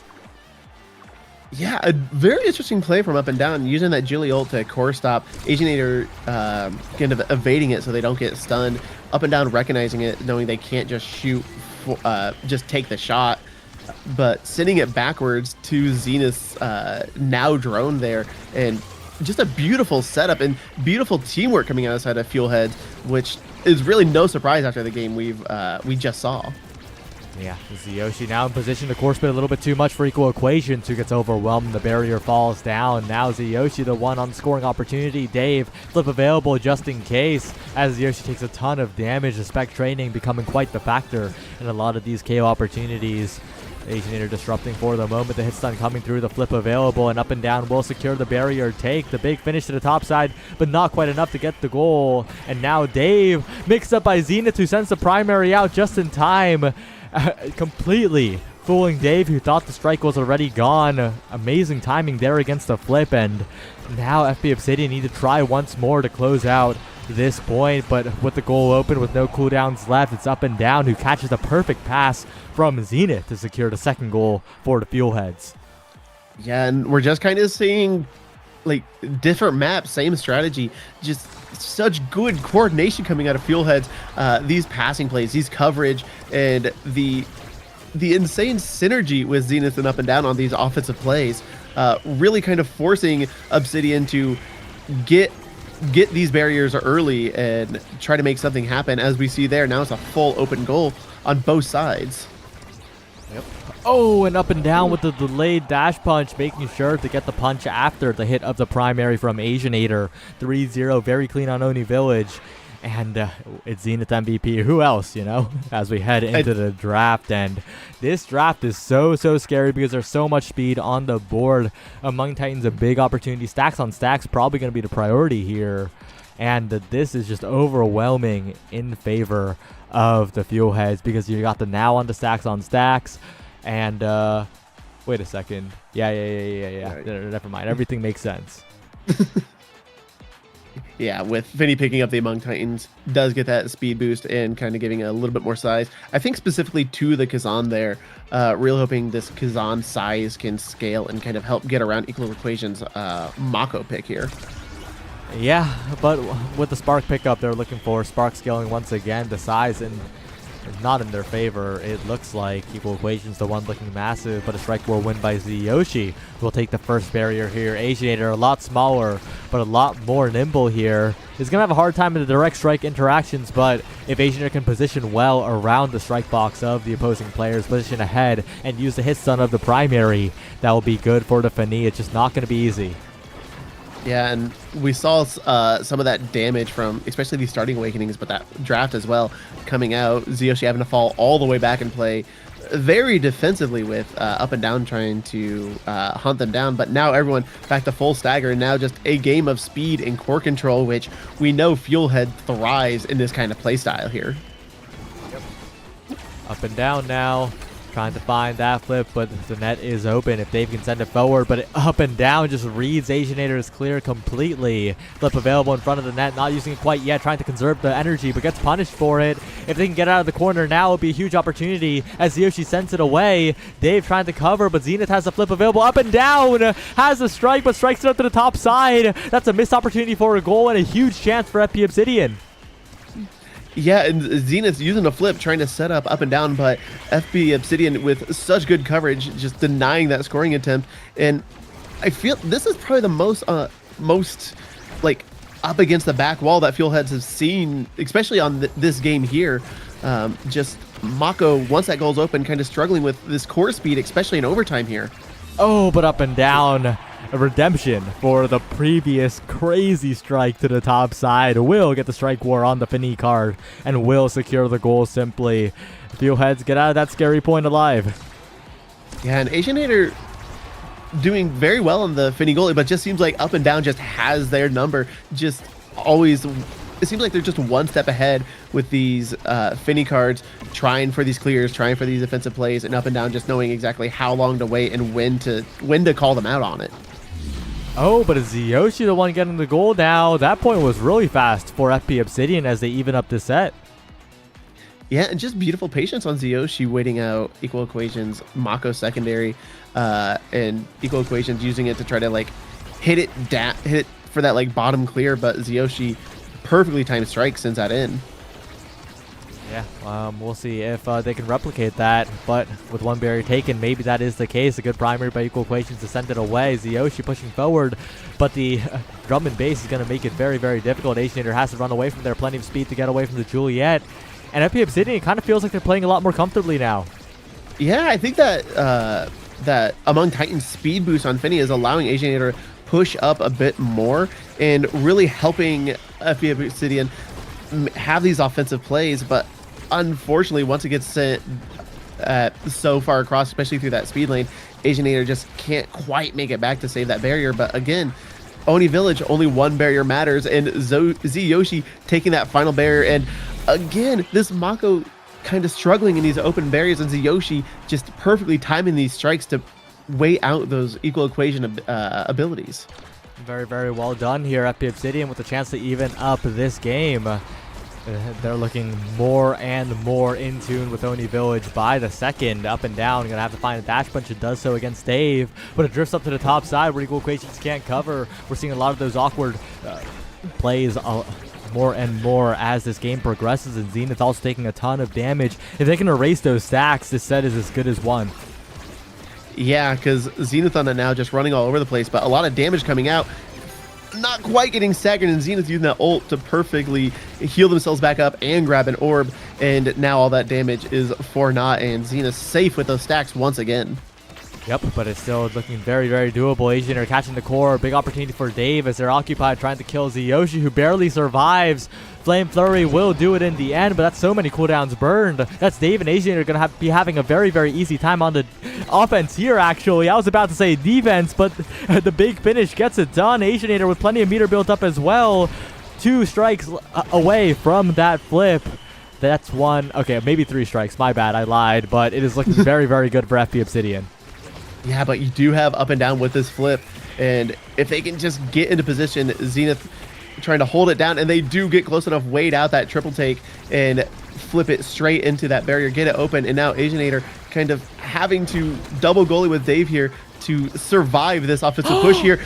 And an unfortunate rebound on that Finny card sends a core into their own goal. That's so unfortunate, but that positioning from up and down in Zenith, just Obsidian struggling to find these clears. Yeah, and that was like the very last active frame it could have hit as well. It was like just turning around, about to accelerate in the other direction. Perfectly timed to own goal, unfortunately. And the Fuelheads will take that because that's a chance for them to keep the momentum up, right? It was looking bad for them, but this is a chance for them to really steal away the set and keep the lead going. Yeah, but we do have energy burst on Dave here, and a full open net on the side of Fuelheads here, that if Dave and Yoshi can control the core enough, get to that goal box, get Dave up there with the flip, sends it in, just dump abilities, force it through, get the KO. Equal Equations does get revived, but that is set point, and Obsidian pulls it out. They get it done, and Dave getting that first pick is so valuable. The midfield speed difference gonna really define this game, but it's a little bit awkward here because Straggler Swagger is still on the board, which is gonna be an amazing speed awakening to take as well. Chrono Boost still is fantastic, though. Gonna give that burst speed that Dave needs to be the playmaker here, but Zenith continues getting that unconditional, consistent speed. Yeah, and I think Stagger Swagger's the exact call on Zenith here, because with that stacks on stacks, they get that full speed. They're making Stills a target, but if you target Zenith and you cannot confirm that KO quick, that Stagger Swagger speed is just going to send them flying across the map, and they are just going to get their stagger back that much quicker, and you are not going to be able to reset those stacks. Yeah, but there's also another small win condition here for FP Obsidian, right? It's the 1-2 punch on Yoshi with the Spark of Strength. Gonna have more than enough core speed on those hook strikes. Gonna take so much damage though, and Stinger as well, and up and down. Gonna be tacking on that anti-regen. But those hook strikes are gonna be quite devastating if Yoshi can find a good shot. Yeah, and so it seems like it's really coming down to both teams have kind of the, obviously the core control win condition, as we see with Fuelheads there, but also with a lot of damage getting pumped out. Both teams could viably go for kind of a damage win con in finding these KOs, but when you have this kind of control and synergy with up and down and Zenith that we've been singing this whole best of 3 series, it's gonna make that core control, that focusing, that much harder on the side of FP Obsidian. Yeah, good defense by Asianator so far, digging out of the corner twice, but it's still gonna be quite difficult. Up and down with the flip available. Dave getting forced away. A good primary, but Zenith's there to cover. The synergy, like you just mentioned, is really coming through in a big way. And now a KO found onto the Kai as well. They can't control the core enough. Yoshi helping out with the hook trying to get a little bit more here, and the big finish will stall it for so long. The respawn going to come in soon, but up and down, such a threat. Okay, well, I called that one. Wow, I shouldn't have stopped talking. But yeah, wow, 2-0 now. The Fuelheads looking very good in this set, and FP Obsidian, like after that draft, they just can't get rid of Zenith at all. No, I think Zenith is effectively immortal here. I don't think they're going to be able to, like, they're not going to be able to stop this midfield. So I think their only option here for WinCon is just like that almost pure offensive pressure, and Asianator kind of moving up, just kind of trying to stop Fuelheads from getting the core across this midfield line where they are just so effective as a unit. Yeah, net is open, but scoring is another game entirely here for Dave and Zyoshi. Asianator holding it down as best as possible, but this Finny is not a melee goalie. Even if Asianator is making some good plays and that card goes wide, the barrier taken by equal equations from the other end. Zyoshi, though, in position and equal. A bit of a weird strike there. Not as usual for the fantastic Fuelheads goalie, but, you know, FP Obsidian, they'll take those. Yeah, that Kazan size, that longer strike range, equal equation, I think almost kind of like panic, just kind of seeing it, Dave and Zyoshi so close. Just kind of wanted to get it cleared out, but unfortunately that sends it right to Zyoshi. But as we've seen now, a lot of damage coming out for the side of Obsidian, but can they find these KO confirms, or are they just going to take the barrier and just try to get this point rather than finding any of these KOs here? Yeah, and Dave now building up a lot of meter, almost taken out by Zenith, but surviving there is so huge, right? That flip available for Dave changes everything. If FP Obsidian can accelerate the offense now, Zyoshi trying to stall out, gets the hook, gets the pop-up, but it's not enough distance. Oh, but in position is Dave, trying to get it past the Ensnare drums, but equal equations, good ability usage makes it difficult here. The big finish, such an awkward ability to play around for both teams. And Dave and Zyoshi trying desperately to find this goal. The top spin not enough. Dave trying to navigate through up and down, but it's so difficult to get it through the brawlers here. And Asianator and Dave are going to have to work overtime in overtime. A strike core win's going to be crucial, but Zenith is winning most of them. Yeah, and up and down falling back to kind of help with this triple goalie defense. And when they have the speed boost from the now secondary, the Malco secondary, just means that they don't have to worry so much about having to transition to offensive play. But Dave, great position, great barrage, catching equal equations clear and sitting to that bottom corner where they cannot reach it. And Zenith just a little too far forward, not able to make it back in time. Yeah, and now it's a big opportunity for FP Obsidian to take the lead, maybe turn this series around here, but they got to be very careful around up and down. And up and down proves why. Finds the dash punch off of Asianator, trying to get it past it with a simple primary from the Fini. And with the net open, they're in lots of trouble. Yeah, Asianator not quite as comfortable moving as far forward as we have seen them being once both barriers are gone, kind of losing that midfield presence and relying heavily on Dave with this Chrono Boost Kai speed to get that coverage, while Zyoshi just strike after strike just cannot get it through equal equations to get this final barrier and kind of get this win condition until they finally do. Zenith low uses the flip just to survive, but Zyoshi, Dave keeping that corner, but equal equations, Zenith is able to clear it top, and now is just each team trying to find control of the core as an offensive play in both open nets here. Oh, but Zyoshi with the hook will secure the final play necessary. Christmas expansion, all of that. 3-2. FP Obsidian taking the lead. Yeah, FP Obsidian, huge win getting Kai Dave on this first draft pick, but I don't know, what is their win condition here? They've been dealing a lot of damage, but if Fuelheads get any more speed, any more cooldown reductions, any more core control capabilities, I feel like Obsidian's still going to kind of struggle with finding those offensive plays. Yeah, and speaking of speed, Glass Cannon on the now, and importantly, Dash Awakening undeniable here because of the 2 picks in a row, because of the XP being so high on equal equations. That is really bad, the fact that Mako just got a Dash Awakening for without being able to be denied here.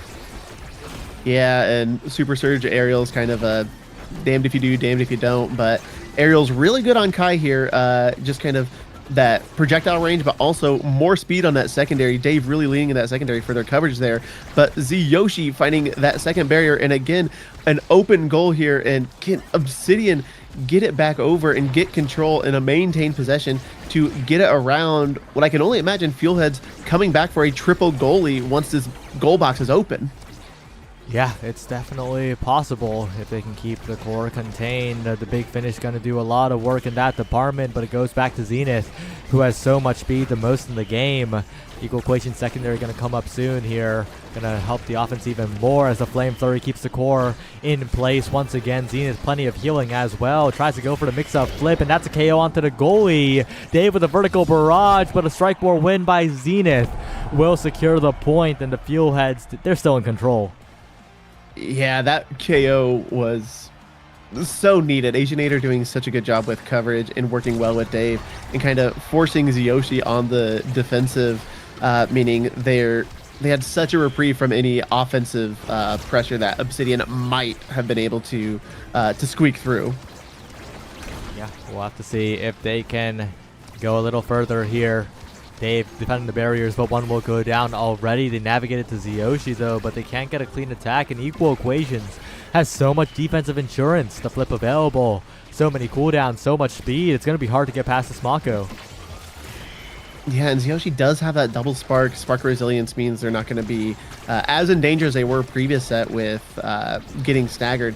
But again, building up that spark of strength. Are they... I still don't think the damage the win con here, especially when you have up and down and Zenith pushing out so much damage to Asianator, but Zyoshi does not care. Full backup from their team is able to sink it through and get a point on the board. Yeah, very, very well done with the flip. Two members there, but unable to defend it. But that point kind of highlighted one of the weak points of FP Obsidian, right? Asianator is not tanky. They can KO the Finny goalie, especially because they have a Stinger Juliet. If they just use the Flame Flurry on Asianator and Asianator doesn't evade, they can just kill the Finny, like, immediately. Yeah, especially with this that specialized training, like you said, heavy impact Stinger. This Juliet is all in on that ult. If this goes one more draft and up and down, okay, wait, no, Asianator took the extra special, so at least extra special is off the table there. But yeah, I think a lot of damage can come out from these Flame Furies. And Asianator's vulnerable now. Just use the flip. Flip out from up and down, but the big finish is the one that actually scores another own goal, and Fuelheads will take that once again. Yeah, Asianator kind of trying to read up and down, shooting it for that top corner, but does not read their own big finish, sending it to that bottom corner there. You could tell they tried to get the coverage with the Finny card there, but just a little too early and just was not able to connect with anything. Yep. Well, we'll see if they can convert on this particular point, but up and down and Zenith are still continuing on the offense. Yoshi with the big opportunity this time, but it's actually Dave who goes down. Was that to the Now Mine? I was not watching. I was watching Zyoshi and Equation. Up and down was there, but I don't think they used any abilities. I think it was Zenith dropping the Now Mind on top of up and down, sending Dave off the map. Oh no, the respawn does come through, and Zyoshi will almost secure it here. Equal Equation sends it away, and Asianator's not big enough to get there in time. Up and down, winning so many strike wars in a row, and Zenith in position. A good strike war win, though, by Dave. Pushing forward now, Equal Equations with the patience. We'll send it to the top side. If Zenith gets the strike war win one more time, Zyoshi gets it one more time, and this time, Equal will not be able to strike it. FP Obsidian 1 goal away from a Game 3. Yeah, and Obsidian, they are definitely, it feels like they're struggling defensively, but as long as Asianator can stay alive, not staggered, and really allow Dave and Zyoshi to like have these offensive plays. And I like what Ziyoshi's been doing here, really like focusing on when Equal Equation is using that Mako secondary and just hit stunning them out of it, denying that extra speed on the side of Fuelheads, and really that kind of defensive power that Mako does have with that secondary. Yeah, but now Asianator's in a lot of trouble. Forced to burn a primary, but still a barrier take. The Fuelheads looking to continue this game into a 5th set, and it's looking very, very doable here. As up and down, dribbles up, wins the strike wars, and Zenith in position. The barrage is good to prevent the passing play, but it goes up and down once again. Asianator completely misjudges the bounce, and we're headed to a set 5. And I think that was just misjudging the speed boost that speed lane gives kind of like adjusting the angle that the core comes off just enough. And with that, Among Titan pickup does not have the size to reach that. Yeah, that is so tough. Another spark potential here, but perfect form on the now is ridiculous. So many cooldowns on that character going to be available. Rapid fire going to be good for the Kai Barrage, and the spark is denied. That is size on the Kazan though, so that's a consolation prize to be sure, but it is still looking rough for FP Obsidian. Yeah, and it is Spark of Focus, so at least a little bit of cooldown reduction coming. And with that Stinger pickup, up and down might be able to just like spam primary and on Asianator, get them down, and then use that Flame Fury to find those KOs on Asianator, I believe, but trying to use it for a cheeky barrier, but not able to connect. On the other hand, Yoshi and Dave, beautiful teamwork and passing around equal equations, does find both barriers. One barrier taken by up and down for the moment, though. Equal Equations going to have to defend this open net. Not an easy task, as a lot of damage is pumped in with the projectiles. Equal Equations getting the defense done, and the body blocked by Zenith onto the Giga Blast will help save the day. Zyoshi now in position. The rebounds from Dave. So much speed to work with when the Blazing Pace is active. The mines to set up right now as Asianer gets to save once more. Up and down in position. Such a dangerous spot to be for Equal Equations, though, as Yoshi doesn't quite get the angle in the goal. It bounces off the edge.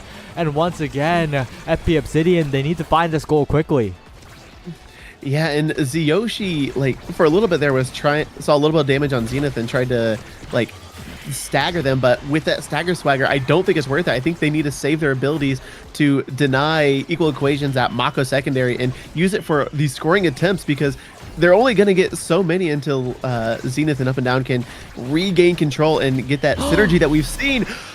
But Yoshi with a beautiful strike, catching Zenith, popping the secondary core, and just sending the core right through. Equal Equations just not able to react to it. Yeah, we're seeing a lot of those situations coming through. I think the Equal Equations a little bit used to Zenith getting it done, right? So not expecting Zyoshi finding the outplay. But speaking of outplays, it's up and down, dash punch flip. That's the brawler who just scored, getting taken away. But that's the barrier, really vulnerable. Zenith, the one, has to burn the defensive abilities. And that power play is completely nullified by Asianator. Yeah, and I think what we're kind of seeing here, Zenith and Up and Down have, like, still such good chemistry, but it feels like defensively Fuelheads is almost starting to panic once Dave and Zyoshi start getting this offensive pressure. They're just dumping so many abilities, and just like slight miscommunications just costing them barriers and forcing Equal Equations into these open net scenarios that I just feel like they're not used to going against, with Zenith having such good control in the midfield, but kind of Fuelhead starting to struggle here. Yeah, they definitely are. Dave, Asianator looking for a big opportunity now. Up and down, very low. A KO perhaps on the cards if they can find a top spin onto Up and Down, but the win box doesn't come into play there. Up and Down survives.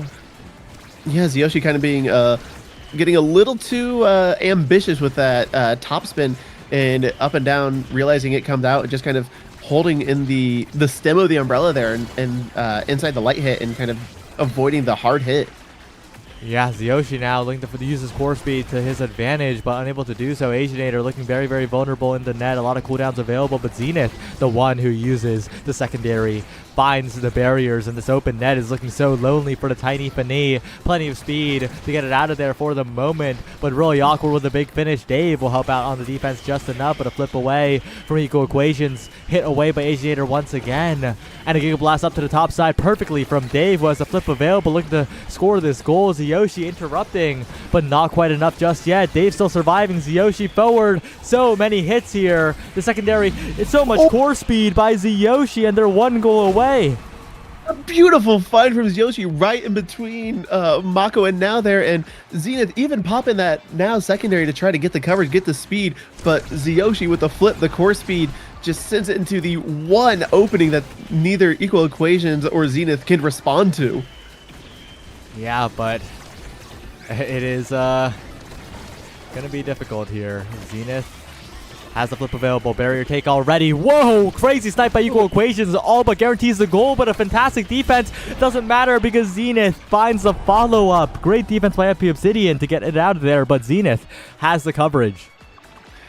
Yeah, but can they do that 2 more times? And we've seen the team play that Up and Down and Zenith can have, but it's really, I feel like they need to get those team plays going like right off the bat. Otherwise, once the core starts going and things start getting a little bit more chaotic, it seems like that's where FP Obsidian is thriving and where they're making a lot of things happen is in this kind of like speed chaos. If it hits overtime, I only imagine it favors Obsidian here. Yeah, and with the open nets, they have a chance to close out this game, send it to a game 3. But it's not going to be easy when Up and Down is getting the reads. Asianator in a lot of trouble. Flip available. Up and Down trying to do everything here. Mind gaming. But Dave is there to cover. And that could punish them quite a bit. Up and Down with the punch. Zenith coming in with the follow-up. The barrage used as well. But Equal Equations flip available. Equal Equations in position. Zyoshi to the bottom side. But the shot isn't perfect. And if it was, it would have been the goal. But they still have possession here. Up and Down running desperately. Zenith with the speed. Trying to find an opportunity on the top side is Up and Down. Trying to take it themselves, but they lose control of the core, and now it's Up and Down, who sends it right to Asianator, but Asianator goes down to Spec Training, coming into play from the Flame Flurry. It's fumbles from both sides, but Zenith, the consistent player through it all, finds the goal. Yeah, Zenith just winning that strike or winning their interactions and knowing this Now's kit so well, just even like on their own in that bottom corner, just getting the coverage beautifully. And yeah, they're like so much energy gone. 2 core flips wasted trying to defend that on the side of Fuelheads to much effectiveness now that they can take this to a set 5.5. And who I cannot imagine which direction this is going to go. Each team is doing so well. I think Fuelheads is a more solid team, but once this core speed starts going and their positioning kind of gets thrown off, FP Obsidian can just take such good advantage. But when it's a 2v1 in this situation, they're just kind of stalling out until they can get their momentum back. Yeah, Zenith, a little bit dangerous there, does survive, tries to find the dribbles here, but it's not looking very, very safe. Flips it away. Zyoshi flip available. Link take this very, but Zenith again doing everything here on the Now. Up and Down in a lot of trouble though. The Flame Flurry doesn't quite catch the core, and the Juliet brought low by the cards. And Zyoshi now the one who is full health, looking strong, but the barrier still not taken, deflected away by Zenith. It's always Zenith in every single play, it feels like, but Zyoshi secures the barrier Up and Down to the top side, but a triple take now makes it difficult. Zenith on the breakaway has to deflect against the big finish. The Giga Blast so much core speed, but the barrier still stands, interrupted by Zenith in the midfield. And Asianator now with flip available is going to be able to defend so well here. Flip available for Equal Equations, around the world it goes. Up and Down catches it. At the end of it all, it goes to Zyoshi once again. The core speed picking up for the Kazan, looking to close this one out. But it goes to Up and Down, who dribbles on the top side, covers so much space with Zenith, who sends it between Dave and Asianator. Up and Down just needs to close it out. Make sure the nerves don't get out of control. Zyoshi in position, and Dave as well to the top side. Equal Equations, good clear to the bottom side. But Zyoshi once again dribbling. It's a barrage. Dave does it. FP Obsidian take it to a game 3. I was not paying attention. Whose map choice was this? Because like it was Fuelheads. It was Fuelheads. That is such a big win for Obsidian, winning on Fuelheads map there. But Obsidian really like struggling at the start of this game here, but finding the rhythm, finding their win condition of really just passing around, throwing Fuelheads' positioning out of whack, and not letting them to get repositioned for that core control ability that we've seen so many times, and just using that core speed, using the overtime speed, and Zyoshi focusing on Equal Equations to knock Mako out of that secondary and deny them that speed boost. I think Obsidian played that so well and found their win con. The question is, are they going to be able to find it on this third map on Clarion? Yeah, and it is the Fuelheads side select, so they will get blue side. But almost 400 redirects. Zenith was the main character of the lobby. I think Up and Down Equal Equations, they just got a little bit too nervous.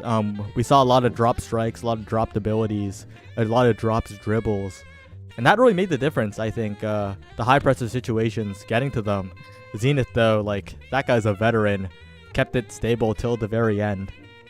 Yeah, and even we see like in the scoring potential on the side of FP Obsidian, Z Yoshi with the 9 goals and 1 assist to Dave's 2-6, really working together to find those goals, but really relying on Z Yoshi to confirm them. Whereas Up and Down and Zenith, 6 goals each, like both of them really knowing their characters, really knowing their score confirms and their passing plays, really working together as an offensive unit. But like you said, Zenith maintaining that composure and like pretty much that entire match, but equal equations Up and Down kind of feeling a little frantic in certain scenarios. And unfortunately for Fuelheads, it was kind of those key scenarios where they panicked maybe a little too much and made just one mistake that Ziyoshi and Dave were able to call out and secure this second game. Yeah, and we really saw the power of the Asianator Fini in that one as well, right? It was really interrupting so much in the midfield, forcing Up and Down in particular to have to deal with so many cooldowns, so many abilities in the midfield. That really added to the mental stack, right? I think against a standard melee goalie, Up and Down probably would have kept it locked in till the very end, despite the long set 5.5 Oni. But against Fini, there's so many things to take into account that I think the shakiness caught up at the end. Yeah, and then just the like Asianator, once they got that amongst Titan and Dave and Ziyoshi getting a bit more comfortable falling into a rhythm on the offense, just pushing forward and really Up and Down as that Julie kind of wants to hover in that enemy goal box, but when the enemy's not in the goal box and just kind of denying it from crossing midfield, you have to play so far back to kind of help clear out and then try to use the speed from the Now and the Mako to regain that your offensive positioning. Just beautiful play by Asianator, kind of walking forward and compressing the map to just one side whenever they had the offensive pressure going. Yeah, we'll see what happens in this draft though. Kazan onto Up and Down is going to be very, very comfortable here, and on the other end we're going to be seeing that Atlas coming through for Asianator. Interesting start. Spark of Resilience, Glass Cannon. I expect a Glass Cannon on the goalies and a lot of resilience. But yeah, it's going to be very dependent on these next two picks from the Fuelheads. Yeah, and especially that Glass Cannon on Atlas is going to be so good. Just get that that speed boost. But if FP Obsidian can, or if Fuelheads can have that offensive pressure and kind of stack their abilities, constantly resetting those glass cannon stacks, Atlas really isn't going to be able to get full effectiveness out of this. So it's really going to be reliant on the midfield to kind of stop that offensive pressure from happening. Yep. Well, the draft is complete. We're gonna head into game any second now. And what do you think looking at this draft? I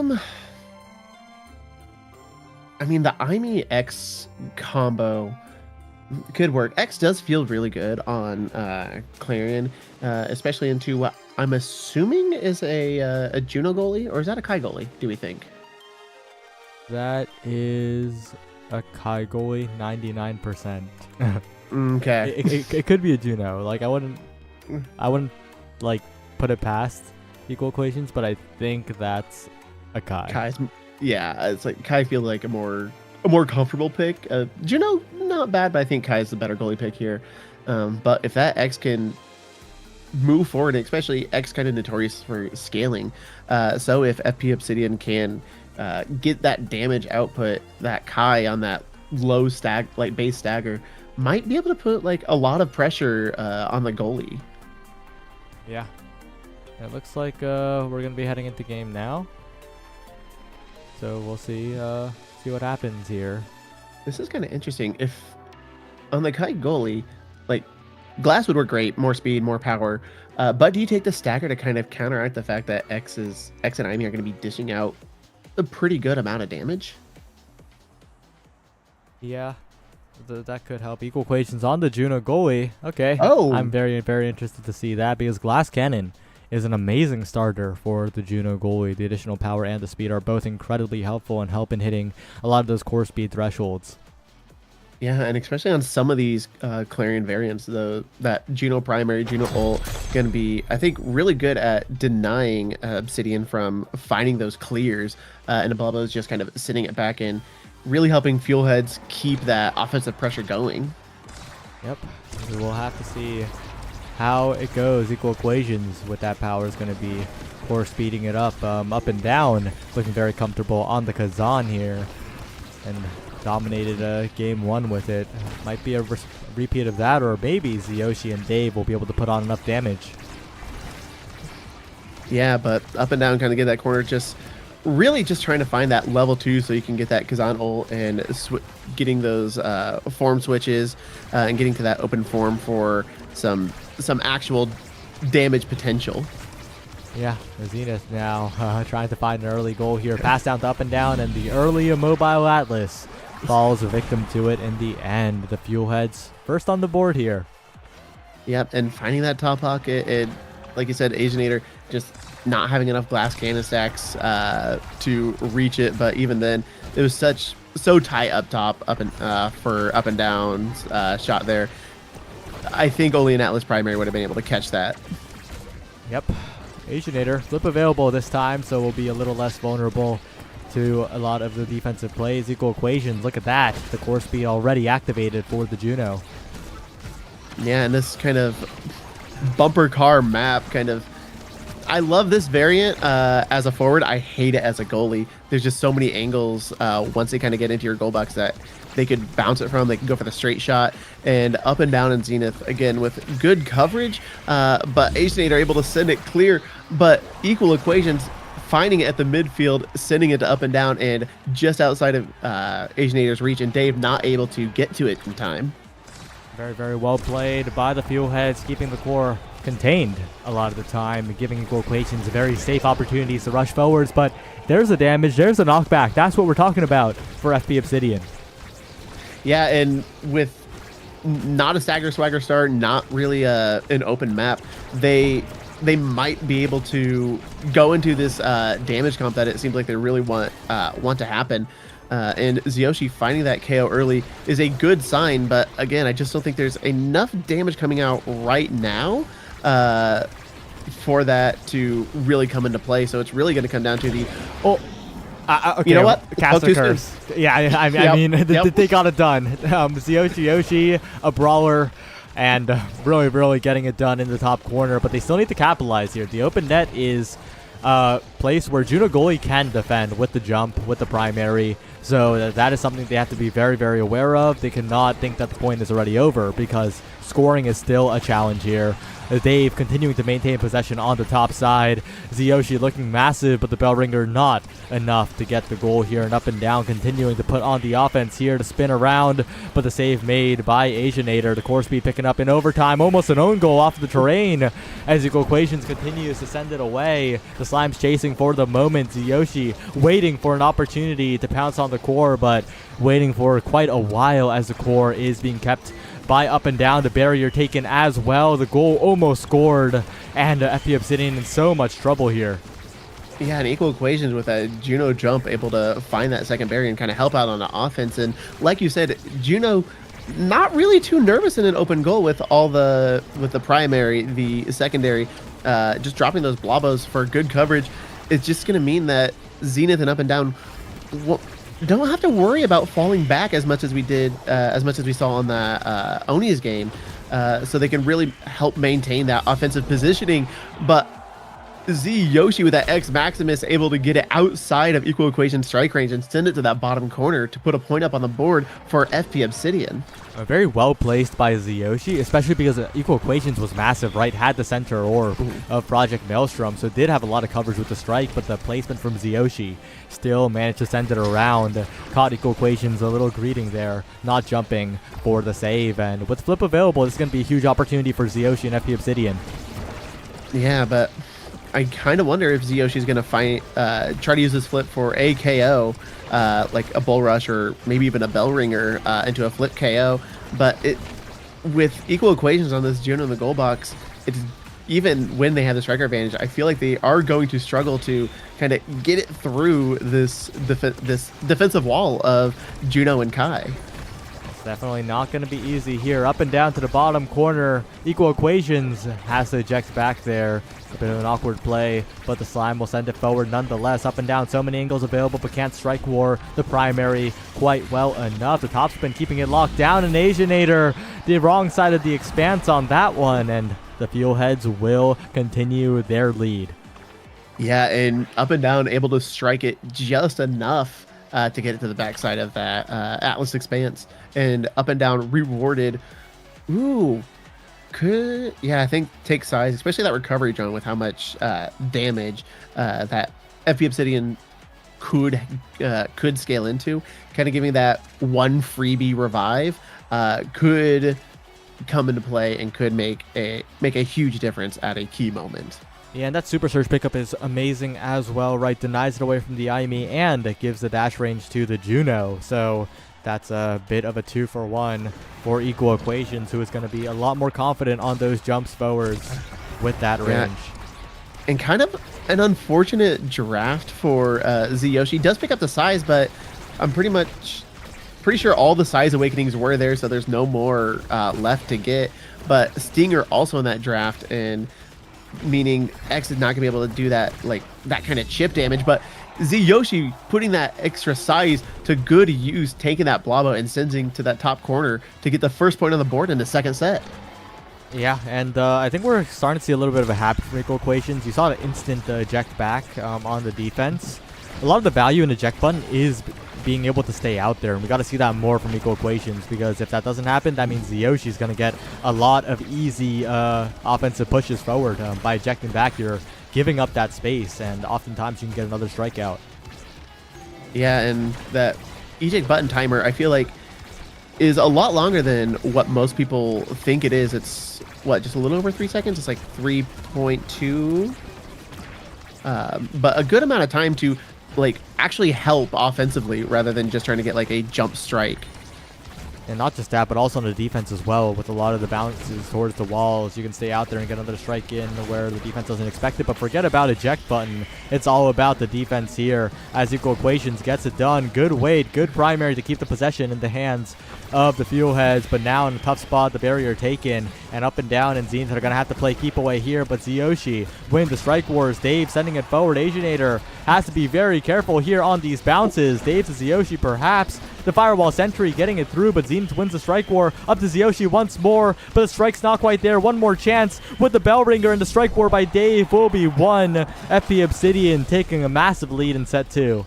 And great coverage in the midfield by Dave, just kind of giving Yoshi attempt after attempt to kind of make that shot. And then finally just blinking in there, catching the clear and winning the strike war to make that point happen.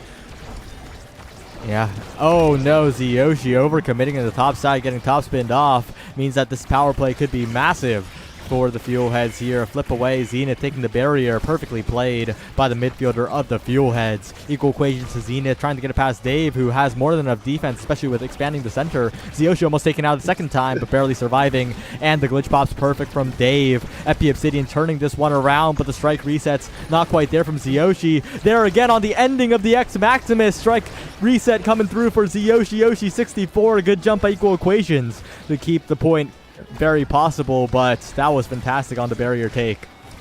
Yeah, and Asianator doing a great job pushing forward to that midfield when that center expanse does come out, meaning that midfield just compresses, allowing them just like basically become the wall and helping keep that offensive pressure, get those barriers down. And Dave once again hopping in, using that flip and securing the set, and we are now 1-1 going into the second draft here.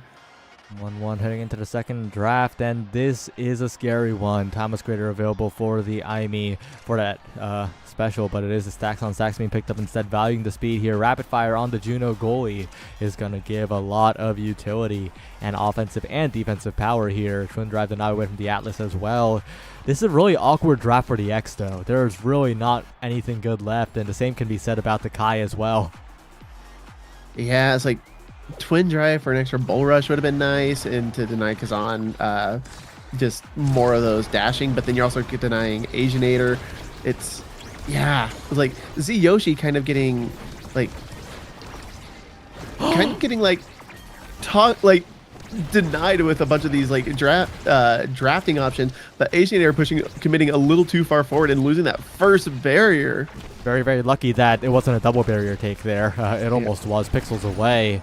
Asianator and Zyoshi now trying to push forward into the bottom corner, and Dave is getting it done. The stacks on stacks being built up. The longer it goes, the stronger this IME is. And Zyoshi to the top side, right between Zenith and Equal Equations, will take the first goal. Yeah, and Dave and Zyoshi like really like finding the rhythm, like working together as a very cohesive unit, and Dave really providing this excellent midfield support for Zyoshi, and Zenith and Up and Down on these Clarion variants just doesn't seem like they can like find the rhythm and find their offensive plays that they've been able to do the past 2 games.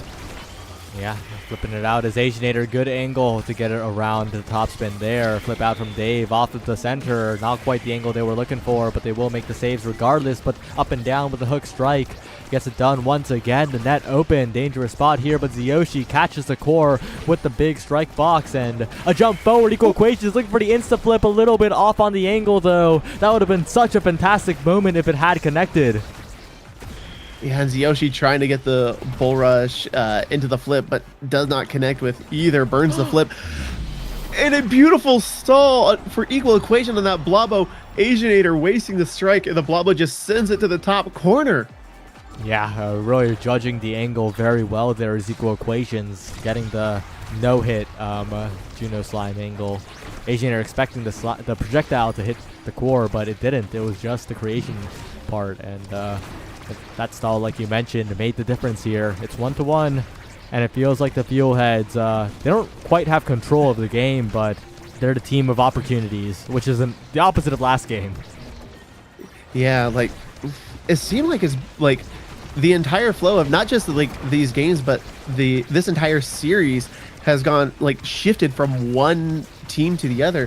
Fuel Heads just showing like so much dominance that first game and at the start of that Oni Village match, but towards the later half of Oni Village, Obsidian like finding the rhythm, getting these offensive plays, and now this game, it just seems like FP Obsidian has every answer in the book for Fuel Heads, and Fuel Heads just not able to like get anything going, any team plays that they were doing so well early on in the series. Yeah, I think it might be a little truth to their name. I think they're running out of fuel right now because we saw a massive miss strike from Up and Down, and we saw a lot of the shakiness at the end of the previous game. The endurance, the miles per gallon, a little bit too high, I think, and the tank is running empty. But maybe not, as Up and Down finds a hook strike, and suddenly it's all even again. Yeah, Up and Down perfectly knowing how to play this Kazan, flips it and use that crooked leverage to really throw off Dave and Asianator, and tying it up here onto this goo variant. A lot of damage could be coming out, and this variant I think does put Obsidian in a good advantage, but Up and Down and Zenith maybe getting some fuel, maybe they stopped for a refuel, and now they have this offensive pressure going again and just taking both barriers, and Up and Down low on stagger, but not giving up this offensive pressure, really trying to make something happen. An Equal Equation jumping in to catch the clear, sends it down, and Fuel Heads, they are not out. They are up 2-1. Equal Equations gets it done, and a big opportunity for a big awakening now. And plenty of options on the board. My eyes are on the Deadeye, the Prime Time. Also an amazing choice for the additional utility here. And taking away from the Atlas is always good. But with that double pick, it's not like FP Obsidian is too sad about this either. Deadeye on the IME for a lot more damage and knockback, and Among Titans to buff up the X even more while giving Asianator much needed mobility. I'm really liking how it's going for them. Yeah, an extra special on the X, that's going to be a lot more X Maximus. They can use it for dishing out some more damage, or a lot of strike resets to kind of call out Equal Equations and winning these strike wars. Yeah, well, we'll see what happens, but Zenith continues being consistent here. Plenty of speed to work with, plenty of survivability in this game because of the start, and Ziyoshi's going to be outmaneuvered a little bit here, so that X is going to have to really play the positioning game. Yeah, it's like and that is not the positioning, like just too close to the edge, kind of hovering that vent and Up and Down, just calling them out with that top spin. But can Equal Equations, Zenith up and down, make this power play happen? And Dave looking a little low, but luckily Asianator with that Celestial Intervention healing them right back up just in time for Zyoshi to come back online. Big opportunity for FP Obsidian as Dave is the one who was brought low this time. Strikes coming out from Zyoshi. Yoshi was looking very, very massive. Doesn't quite get to use the strike reset on the ending of that ability. Both extra special is going to have a lot more opportunities. And Dave catches the goalie leaping forwards. That's a double KO. That's a barrier down. That's the goal inevitable if they get one more bounce. And what a crazy goal by Zyoshi Yoshi 64. Oh, just a beautiful like double KO. Just Equal Equations kind of overcommitting to that, jumping Juno into that edge and just that double KO, and FE Obsidian just taking full advantage of that perfect striker advantage. Yeah, they need more of that, and they'll be on the way to a very comfortable comeback. We'll see what happens here. Dave and Zyoshi pushing forward. Flip available now, but the slime and barrage will interrupt it. But Zyoshi and Dave on the follow-up once again, and trying to get some damage on the up and down, and it is looking very good for FP Obsidian to turn around the momentum shift. Last point, I think, gave them some new energy here. Yeah, and they kind of have to keep this energy. They can't start like running on empty again. And hopefully it was just a side effect of that Oni village map. And now they're like re-energized and they can keep this going, because if they start panicking, if they start fumbling, Zyoshi and Dave are going to take advantage of that right then and there. Equal Equations kind of holding onto that flip maybe a little too long, maybe could have saved it, but Zyoshi calling it out and 1 point away from taking a second set. Yeah, one barrier ready taken here, just taking the barrage, hitting at the perfect moment after it contacts the X here. Equal Equations trying to find the bottom barrier, but amazing defense by Asianator and Dave. 0 barriers earned by the Fuel Heads on that attempt here, and the center not expanding in time. Asianator with a late strike, but it's okay because there's still a barrier standing for both teams here. Zenith, the one who could be the difference maker, who pushes forward, but so far it's looking a little bit awkward. Yeah, and Asianator's using that flip, trying to find the clear up and down, and Zenith kind of doing that great coverage we've seen so much. Zenith with that flip, now that is a wide open goal and a striker advantage. This is it. Fuel Heads, can you get up on the point? And yes, you can. Flip past up and down, sends it right past Asianator, not able to react in time. It's a little bit awkward because FP Obsidian, they had a great resurgence, but it's still 2 points from Fuel Heads taking it all here. Very, very dangerous situation for FP Obsidian to be in. They need to keep the momentum going. They need to keep Zyoshi on the offense. But right now, up and down Equal Equations, overloading the top corner and finding a lot. But the barrier's traded on the other side. The flip wasted from Dave, though, might be what impacts the game a little bit more. Yeah, but this is the goo variant, and Zyoshi with that cast last extra special X. As soon as a little bit of damage starts coming down, they'll be able to take advantage, either get him stuck in that goo or find a KO. But it is Dave that is staggered and trying to like just stay alive, while Zenith and up and down just maintaining that core control on the offense, like we've seen so like early on in this series, and they're finding their rhythm back. But it does get cleared over to the side of Fuel Heads, and Zenith now running low. Zyoshi trying to hunt, trying to find that KO, trying to get them stuck in the goo, and just trying to get something happening so they can get that offensive play going of their own. Equal Equations almost finds it here. Dave also, but the barrier still not taken. The rebound, the slimes, Equal Equations keeping it locked down, and the flip away. Flip to the bottom corner. Asianator makes a save. FP Obsidian, they really need this point. They want to avoid going to that 0.5 here, putting on that additional level of stress, but it's going to be so difficult to get it around up and down, who has so much speed. The slimes, good strike timing by Asianator to get it out of there, but they still don't find the barrier. Finally, it gets out of Equal Equations' reach. The flip available for Dave. The patience, but up and down has the coverage, and now Zyoshi needs to be the hero. The bull rush, but the slime deflects it, bounce to the top corner, and now Dave's in danger. So much core speed now. The Atlas primary, Equal Equations doesn't catch up to the core. Deja vu from the Fini game from Asianator. Asianator, beautiful Atlas primary, kind of catching it on that angle. And yeah, Equal Equations just out of position, not able to answer. And now we are going to set 5, and I don't know. I think this is where FP Obsidian can really scale.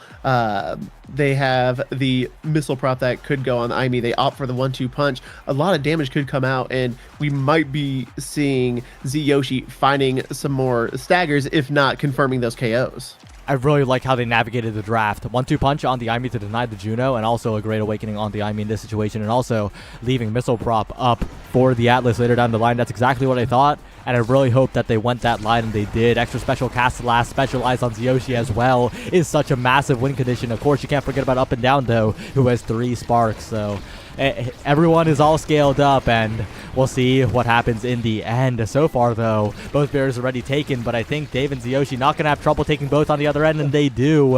And Ziyoshi's just so massive with the X Maximus, and that guy's going to have it again next point. Yes, this X Maximus doing so much work. That cast last, you're going to be able to get 1 more punch out of it. Extra special, reduce that cooldown, get at the top of every set. Specialized training, going to get some core speed, going to dish out some damage. And like we saw there, once they get 1 barrier, pop X Maximus, and they just win Strike War after Strike War with how much size this X can get here. Yeah, Dave to the bottom side. Zyoshi in position. The X Maximus popped, but this time the keep away game is played by the Fuel Heads quite well. But Zyoshi still in the mix, still has the flip, still has the potential to accelerate the offense here. And we'll see if they can indeed do it. A lot of damage put onto Zenith, a knockback at the very least, and it gets around equal equations. 2 barriers taken. No! The second barrier is defended by Zenith at equal equations. Incredible against the bull rush of Zyoshi. That was an insane layer striking, able to get it out of that flipped bull rush. Like, just, again, Zenith having such good chemistry with not only Up and Down, we've been talking so much about offensively, but helping equal equations on these defensive plays right now, but is 1 barrier, and each team kind of struggling to find this last barrier to make something happen, and the core just going back and forth on his bumper ball map. It's so explosive, and speaking of explosive, equal equations jumping across the entire map. The net opened up here. Big opportunity for the Fuel Heads. Flip available, and the coverage by Up and Down to tie this game up. Yeah, just kind of just a rock and a hard place for Asianator right there. Do you send it to Zenith, who has flip in the bottom, or Up and Down, who perfectly times that top spin and confirms that goal in 1-1 set 5? Just these teams are just, no one is giving an inch. Okay, well, Dave should have evaded that. That guy gave a few inches there, unfortunately. As Up and Down will be happy. Finds both barriers. Equal equations looking massive. Flip available, an own barrier, and Zyoshi can keep it contained. That's huge. And Zenith, oh, Asianator can't hit perpendicularly in time. It's a really hard clear to make, and Zenith will capitalize. Yeah, that Kai Barrage running right towards you that close. It's hard to time it out, and Zenith does use the evade to prevent themselves from getting hit from it, but not able to find the clear through it. Yeah, it's really counterintuitive because you need to run towards the Kai Barrage to make it easier to clear, so you could body block enough pellets and then get timing on the strike forwards. So it's definitely something that's hard to do consistently. Asian are not getting it that time. But speaking of consistency, Dave getting it done once again. Strike War win after Strike War win. Zyoshi the same on the other end.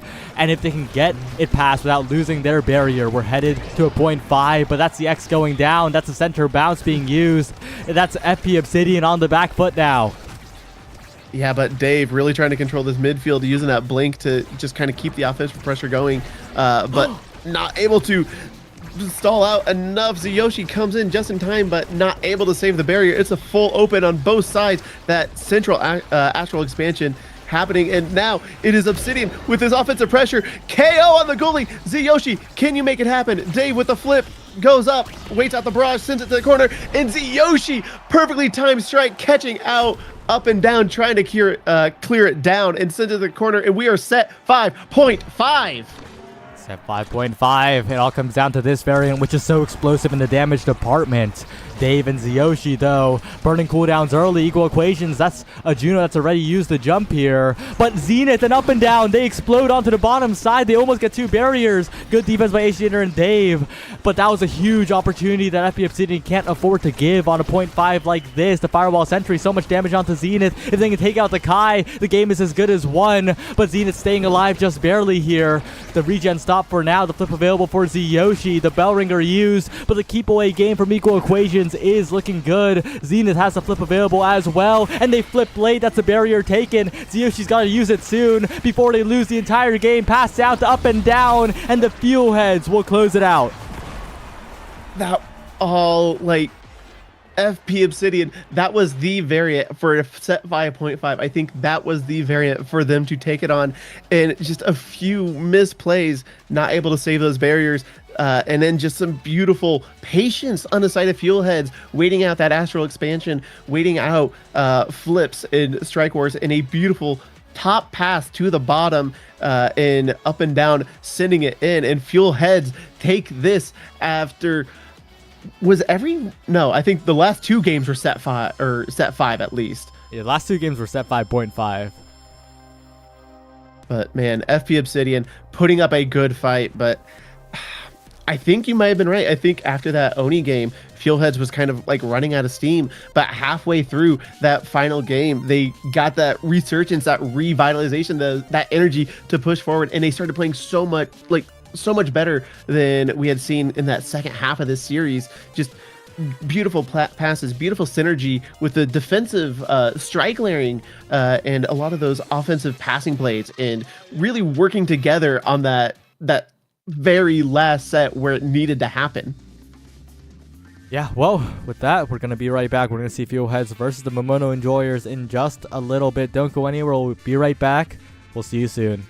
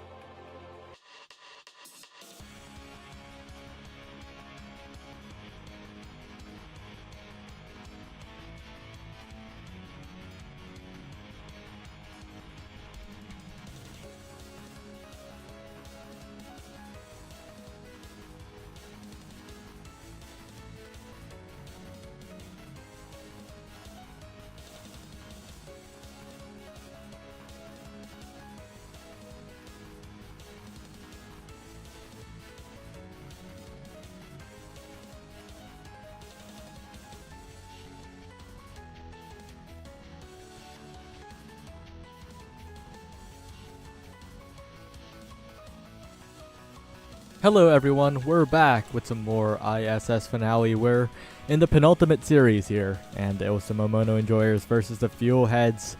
Hi P-Flare, how are you doing today? I'm doing all right. Been a wild week, but I am looking forward to this finale time.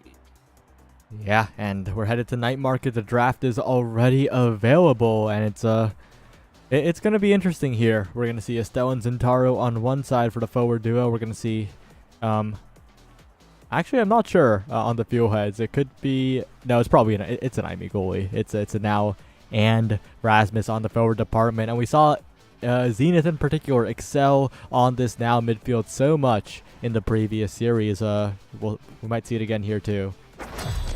Yeah, I was watching that series, and Zenith was beasting.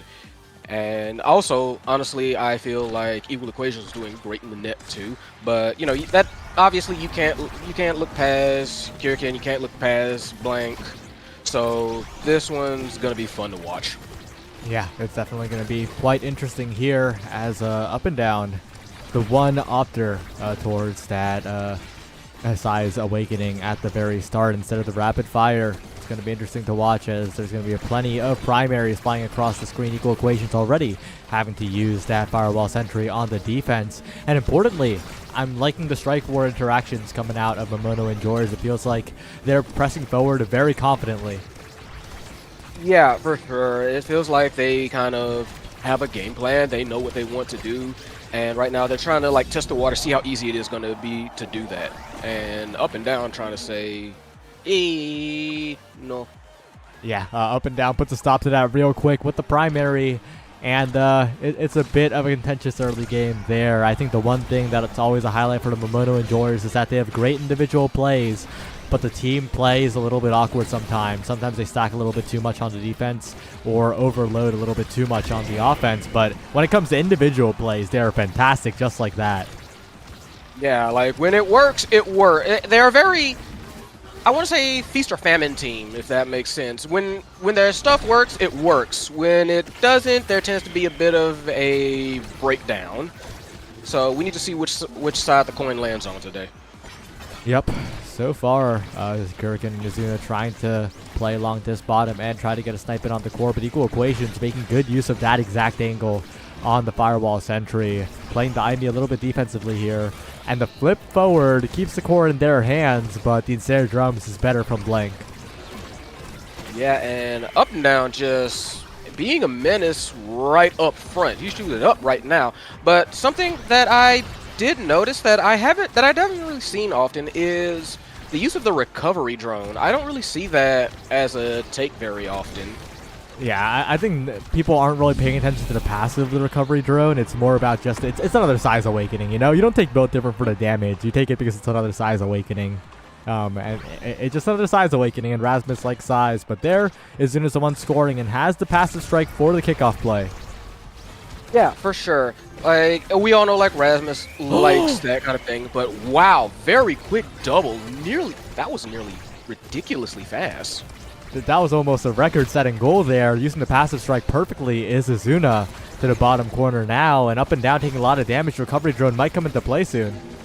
Yeah, I was actually going to talk about that a little bit. I was like, yes, Rasmus really wants the size, but that recovery drone's passive, it also gives a bit of a psychological edge, and that they may just see him with the recovery drone and go I don't want to target them because they're going to just recover anyway. It's not worth, the time and effort.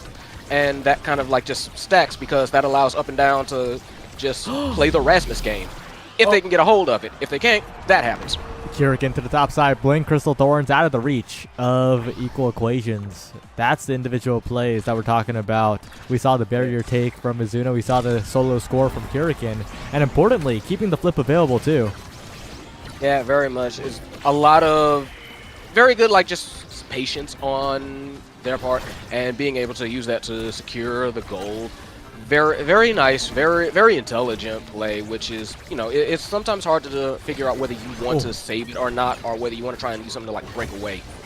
Yeah, but Kurikan playing the Estelle quite fantastically here. Takes out the goalie in the process. The flip primary looking fantastic. Blank to the top side now, and Azuna trying to chase the core, but taken out in the process. And the power play getting a little bit scuffed here for the Momono enjoyers. Yeah, but beautiful bank shot. Gets the angle and just kind of slips it past both Zenith and Equal Equations. Very nice. Momono enjoyers are a team of 3 clip farmers. I mean, they are just going for the crazy angles, the crazy individual plays. And now this draft's a little bit interesting. Heavy impact available, Super Surge available. And Super Surge will be prioritized here, which is interesting because I think that the heavy impact might be more of a focus. But because the Aerials is also available here, Dash Awakenings are going to be hard to come by. Wait, all 3 Dash Awakenings are here. Okay, well, that makes a lot of sense. Yeah, at that point, it was just, take what you want. Because somebody's otherwise just kind of going to get what they want. I really think both sides kind of got essentially what they wanted. Though I am a little bit worried for Momono enjoyers because I feel like Fuelheads with that Aerials and that Chrono Boost, and of course Stagger Swagger is just a little bit scarier. Yeah, and actually, I'm looking back on it, and I feel like it might have been a mistake to take the Super Surge on Azuna because that let the double deny come through. Blank picking up the heavy impact instead of a Dash Awakening, and that lack of speed is really going to come back to bite the Momono enjoyers. You really need that Speed Awakening on the Mako. I feel like that was a misstrap from them. Yeah, so definitely going to have to see how it plays out, and it looks like it's playing out pretty as expected, though. That was a beautiful last-second save. So, yeah, it's definitely going to have to be a case of Mono enjoyers cannot, at this point, rely on their original game plan, likely or not, and they're going to have to figure out how to adjust and adapt. Yeah, up and down now in position, making it difficult, and covers the out clear as well, coming out of Blank. A good prediction from the Rasmus, and the Fuelheads getting momentum here. That's Rasmus for you, really. You cannot hit once against the dude and expect it to clear. It's not happening. He's always got something up his sleeve. Yeah, it's something that you always have to be aware of here. And up and down with the flip's going to be even more dangerous to deal with. The secondary doesn't quite connect there. Good clear by Blank, but getting a KO with the flip. That's Kurikan going down in a big power play for the Fuelheads. Yeah, Kurikan has been something of a playmaker already. This is a very dangerous situation for the enjoyers. They're going to have to, they had to play a little bit tight. They did manage to defend it, so that's good, but they're still a bit in the hole. Yeah, with that flip, with that KO coming through, Equal Equations up and down, and Zenith all combined to make it a 2-0 lead in this set. The Fuelheads just racing forward and evening up this game pretty much. Yeah, feels like they're just not afraid to swarm when necessary. Oh, well, that's crazy. Well, Zenith goes down in the process, but up and down still secures the goal. That barrier take was ridiculous. Blank caught off guard by Zenith's primary, and the Momono enjoyers. That is soul crushing. Fuelheads got that one back pretty fast, I would say, and yikes, a lot of good ones on deck right now. Yeah, definitely a lot of good awakenings on the board. Stacks on stacks is what I have my eyes on right now. That's a big speed win condition here for the midfielder. Zenith has been controlling the game and getting that additional speed, getting the timeless on the Aimi as well, and leaving the Estelle with only Adrenaline Rush left. They're in so much trouble, the Momono enjoyers. Yeah, I almost would say, I would have taken... Would I have taken the other one? Not one, but the belt over Ad Rush in this case, because Kurikan has been getting a couple of KOs, but I suppose that would Ad Rush does that same thing. So yeah, and Adrenaline Rush does have the 1 second shave off of the cooldown, so it is fine, as Azuna does make it happen on the top side as well. As an overall cooldown awakening, it's not the worst in the world, so it's not all lost here, as they're still going to find a little bit of value, and importantly, build up a lot of meter relative to Fuelheads. Look at that energy advantage. Yeah, you're right. They've got they will have flips ready to go, so they're going to have to use those very smartly, and You said they were clip farmers. Well, they're going to have to make some clip-worthy plays happen if they want to kind of like dig themselves a little bit out of this hole. Not like that, though. Yeah, that bounce backwards is an own barrier and not the type of clip they want to see. And a little bit unfortunate there for the Momono Enjoyers to try to push forward, but they're not really finding purchase. They're not finding good shots on goal. No, they did manage to take that barrier and second barrier. Okay, so might be eating her words here. My bad. A bit of a caster curse. Instant effectiveness. Not even any like charge up time. What a shot by Blank on the follow up with the missile prop primary. Oh wow! I mean, it took no time at all. Okay, we kind of eating our words a little bit here. Momono Enjoyer saying, no. Look at the score. We 2 up. We ain't out of this. What you talking about? The moment you start doubting them, they start making some clips happen, and the moment you start expecting the clips, they start making very interesting plays on the other end. And as I'm saying that, their fortunes have changed up and down in position to the bottom corner. A fantastic primary after the dribble on the bottom wall to secure it, and flip available as well on this Rasmus. The Fuelheads in a very solid spot here. Yeah, it's been a bit of a slugfest, if I'm being real. Not necessarily in terms of KOs, though. There have been a good number of those. Find out just of how aggressive both teams are being, in my opinion. They've just been looking like they're getting in each other's face really hard.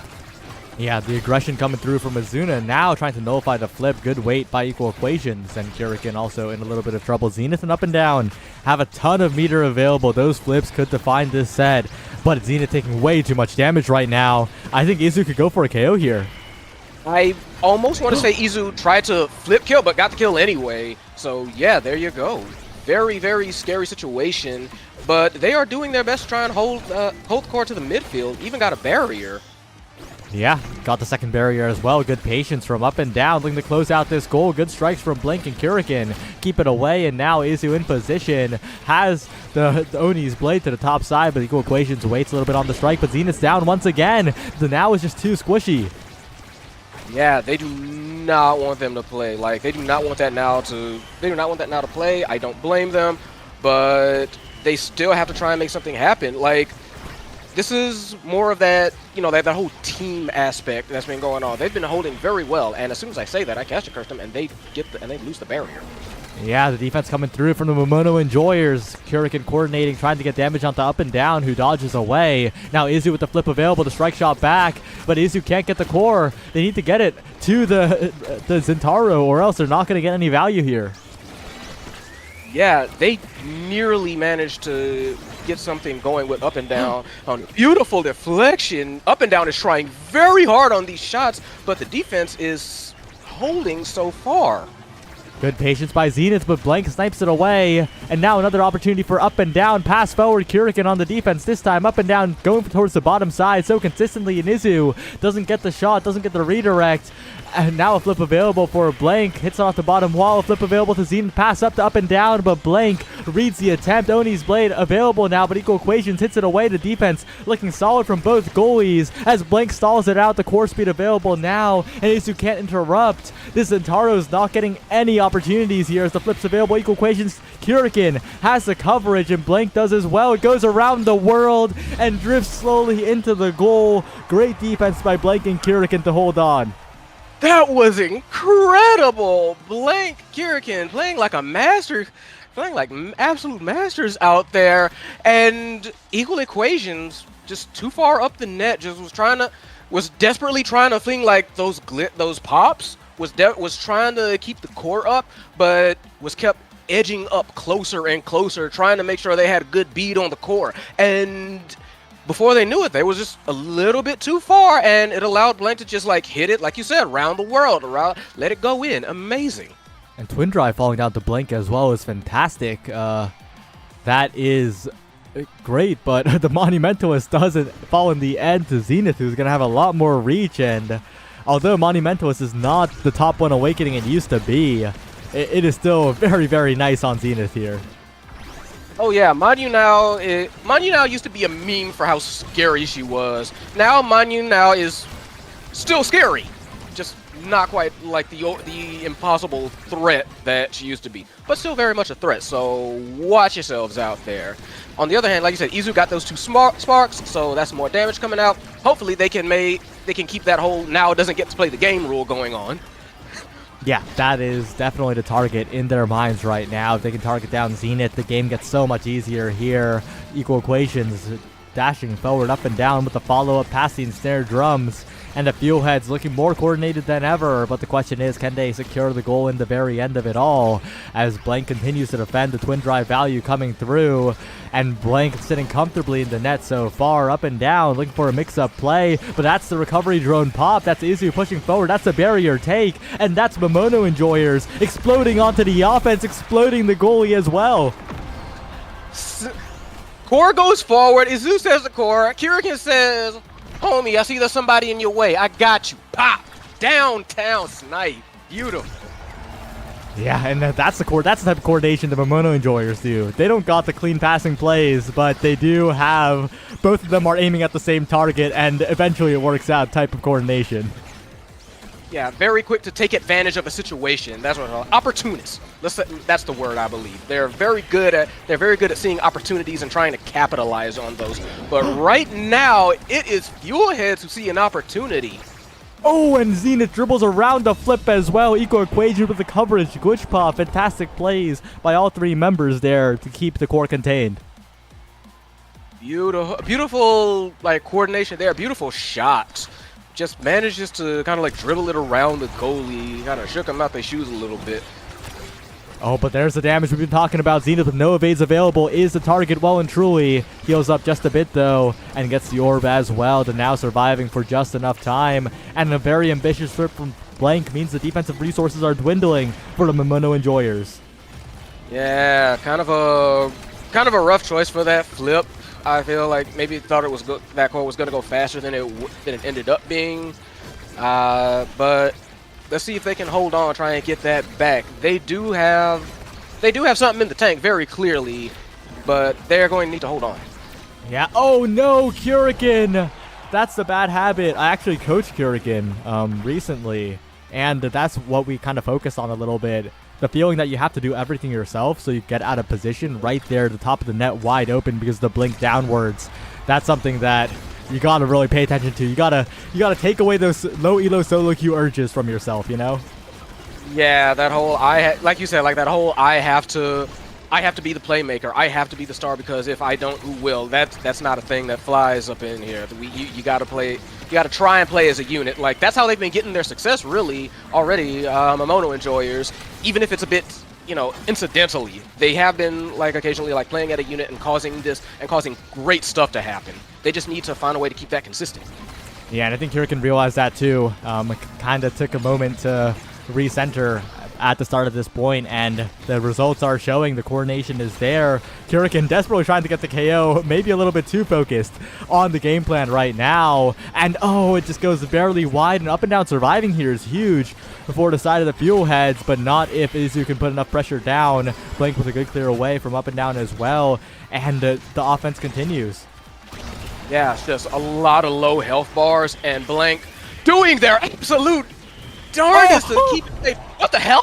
That was an own goal. Not like this. Blank gets it done a little bit too well. Hits it in the forward direction. The night market terrain fights back. That was so wild. My game froze. My game froze on the score. Is it back? Wait, I think. Hold on. Let me try and get back in here. All right. I do not want to miss this. Well, I'll talk about the draft in the meantime. It is that first pick perfect form coming out for the now of Zenith, and that is so devastating. Might of the Colossus denied away, but that's a spark of agility denied away from Izu. Spectrating will be the pickup here to try and superpower the Oni's blade, but that's extra special being allowed to fall down. Maybe those picks should have been swapped a little bit. I feel like Izu kind of giving over that firewall sentry power. Primetime, though, is going to be good no matter what on Kyrikan. Are you back? Yeah, no. Okay. I am afraid not. It's time for the Discord stream. Bang. Okay. Okay. And while I was doing that, the net's already open. The Momono Enjoyers sparing no time. Eesh. That was quick, fast, and in a hurry. Although I do agree, just to touch on it real quick, I'm kind of like surprised he didn't get the spark, but oh well, we ball. Yeah, it was denied away. It was like a really good choice to deny it away from the fuel heads, because Izzy with the spark would have been scary. Gotcha. But at this point, still pushing on and still pushing forward. Also, I think that was the Momono Enjoyers. Yeah, well, the Momono Enjoyers, no! They KO the Brawler. They have the power play, but they don't have the defense here. The Momono Enjoyers run out of steam, and the Fuel Heads take the lead. That is a shame, and that's going to be the death of them. Like, and it's very much, like, Blink has been putting on, like, a great performance when they can, but sometimes there's just a bit of a defensive breakdown, and they get like barriers taken that they really probably shouldn't. Not with the way Blink's performing, not with the way Kirikin's performing, like when they're at the absolute top of their game, you know? Yeah, up and down, the one performing right now. Second to the bottom side, Zenith threatening the goal as well. Flip available on Zenith. You got to be so careful for the Momono Enjoyers. Flip to the top side, but up and down's not ready for it, and it's Izu who secures the goal past equal equations. The coordination not quite there from the Fuel Heads and Momono Enjoyers. We talked about it before. They feast on those weaknesses. Yeah. Also, we back. Oh, you're back? Okay. So, rocking and rolling. And right now, I feel like it's the Fuel Heads who are rocking and rolling. They feel like they've kind of like gotten a bit of a second win, even though Momono Enjoyers are trying desperately to take that wind out of them. Still trying to pile on the damage, and it's just not quite... It's not deterring them, I will say that. Yeah, Kirikin's getting some offensive pressure, but up and down's consistently finding so much offense onto Blank, forcing a lot of these mistakes to happen, because you don't create mistakes without creating a lot of opportunities. Yeah, no, and just with Zenith backing them up and down, is just taking full advantage. Just like you said, just constantly in their face, constantly applying pressure, constantly saying like, hey, do you dare to try and clear the core this way? Because I'm just going to like snatch it back, or I'm about to go this way, or am I about to go the other way and redirect the core?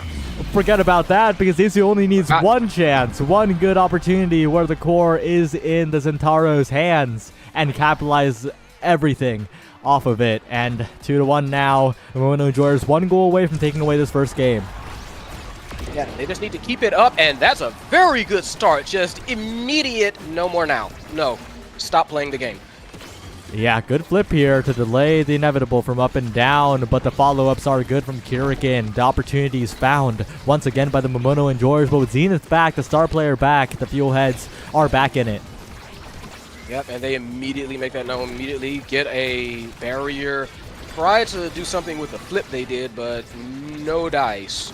It's gonna... They've got to find some way to kind of like break through this horrible offense, and up and down being low, that might be it. If they can take out up and down, that would be huge, but Zenith is going to have those cooldowns back, be able to keep the Rasmus topped up here. Izu chasing for the KO perhaps, walking menacingly towards up and down, but Zenith's fighting a lot of offense on the other end, and they can't really get the KO here.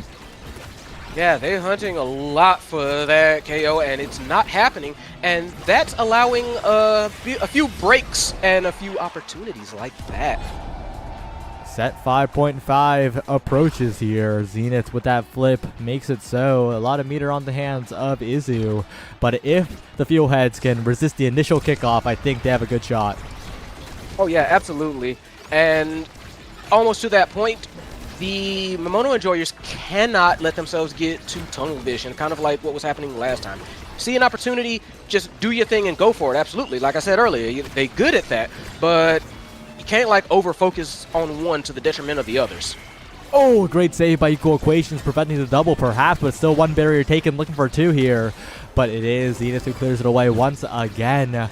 Now a dangerous spot with the drone on the top side. The core speed down to Blank, unable to find it, but up and down with the delayed strike will take the barrier. Very even game so far, up and down. One strike will win, will lopside the situation here. As now it's Izu in position, a ton of damage down. Core in the hands of the Zentaro once again, but the barrier still not taken. Kirikin finds it though with the piercing shot, the flip available. Kirikin could be the hero here, and continues to keep the core in the hands, but up and down flip available as well. The barrier trying to be accelerated, flip away from Blank, and Kirikin so much core speed, still not using the flip though. Yeah, that was moving absolute sonic speed, still couldn't find anything. Izu hanging on by a wing and a prayer here. And this is a not anymore, very scary situation. Kirikin and Blank have to hold down the fort until Izu can get back. And you know they're going to, like, push this one. Oh, what a Or not. shot by Blank off the center terrain. Momono Enjoyers, despite the power play, they will continue their offense and they will succeed in this first game. Blank with some miracle plays out here, both on defense and on offense. Pretty incredible, I have to say. Blank and Kirikin, honestly, I think this was just one of those games where it all worked out for them. They had flashes of moments where they played as a team, but they all played individually, like, incredible, kind of like we were saying earlier. Do you think? Yeah, I would have to agree. It really came together in a big way in this game, but it was still set 5.5, right? It was not a convincing game for either team. Yeah, no, like, Zenith absolutely showed how scary they were when they were allowed to play. And honestly, having a team decide, no, you don't get to play, that's as much of a, like, mark of skill as anything else. Like, saying that this person is too good, we cannot let them run their game on us. Equal Equations doing some great things in the net, up and down, just scary, scary, scary. Just watch those glasses shine as he walks towards you. Yep. But we're heading to game 2. It's Atlas's Lab up next, and the game's going to be a little bit different, I feel like. Any picks that you saw this game that you'd like to see in the next, or that you'd not like to see in the next one? What I liked, honestly, was I liked Kirikin. I actually liked the Estelle. It was very good placement, very good shots. I think Kirikin was piloting her pretty darn effectively. Similarly, Equal Equations, I really liked what they were doing with the Aimi. Very impressive. As for who I would not say, just outright, oddly enough, Zenith. And not because I think they played badly. I just think on the now, too big of a target. You got to make yourself a little bit less unassuming there. I mean, a little bit more unassuming there. I think Zenith was just too big of a threat, too big, too scary, and they was like, that's too much for us. Just don't let them play. You got to kind of think psychologically at this point. You know what I'm saying? You got to kind of try and win at the character select. Speaking of character select, that's on your screen right now. The Fuelheads recognizing Azuna is too much of a problem, taking away the Zentaro here. And on the other hand, the Momono Enjoyers on the Monumental start will probably take away the Now, and yes, that is indeed the case, preventing Zenith from getting that power pick. Right, so there you go. I'm expecting to hear some more drums. Put it that way. I'm expecting. Wow, you're right. There's the Mako. Yep. But yeah, I do agree that there's going to be a lot of the same. I did like the Estelle from Kirikin. I think you did too. And on the other hand, the Fuelheads opting for Juliet this time. Very, very different from the Rasmus, and we'll see if that is the difference maker here. Also opting for a defensive goalie. Equal Equations not on that eject button anymore. Nope, not looking like it. So the Juliet pick on Atlas Lab, I can actually respect. Just, you know, like, Juliet's honestly, I feel like a pretty solid pick in general, and just being able to, like, punch around and like knock people into that black hole, maybe even for some cheeky KOs, and just allowing some solid pressure. I like the Juliet pick.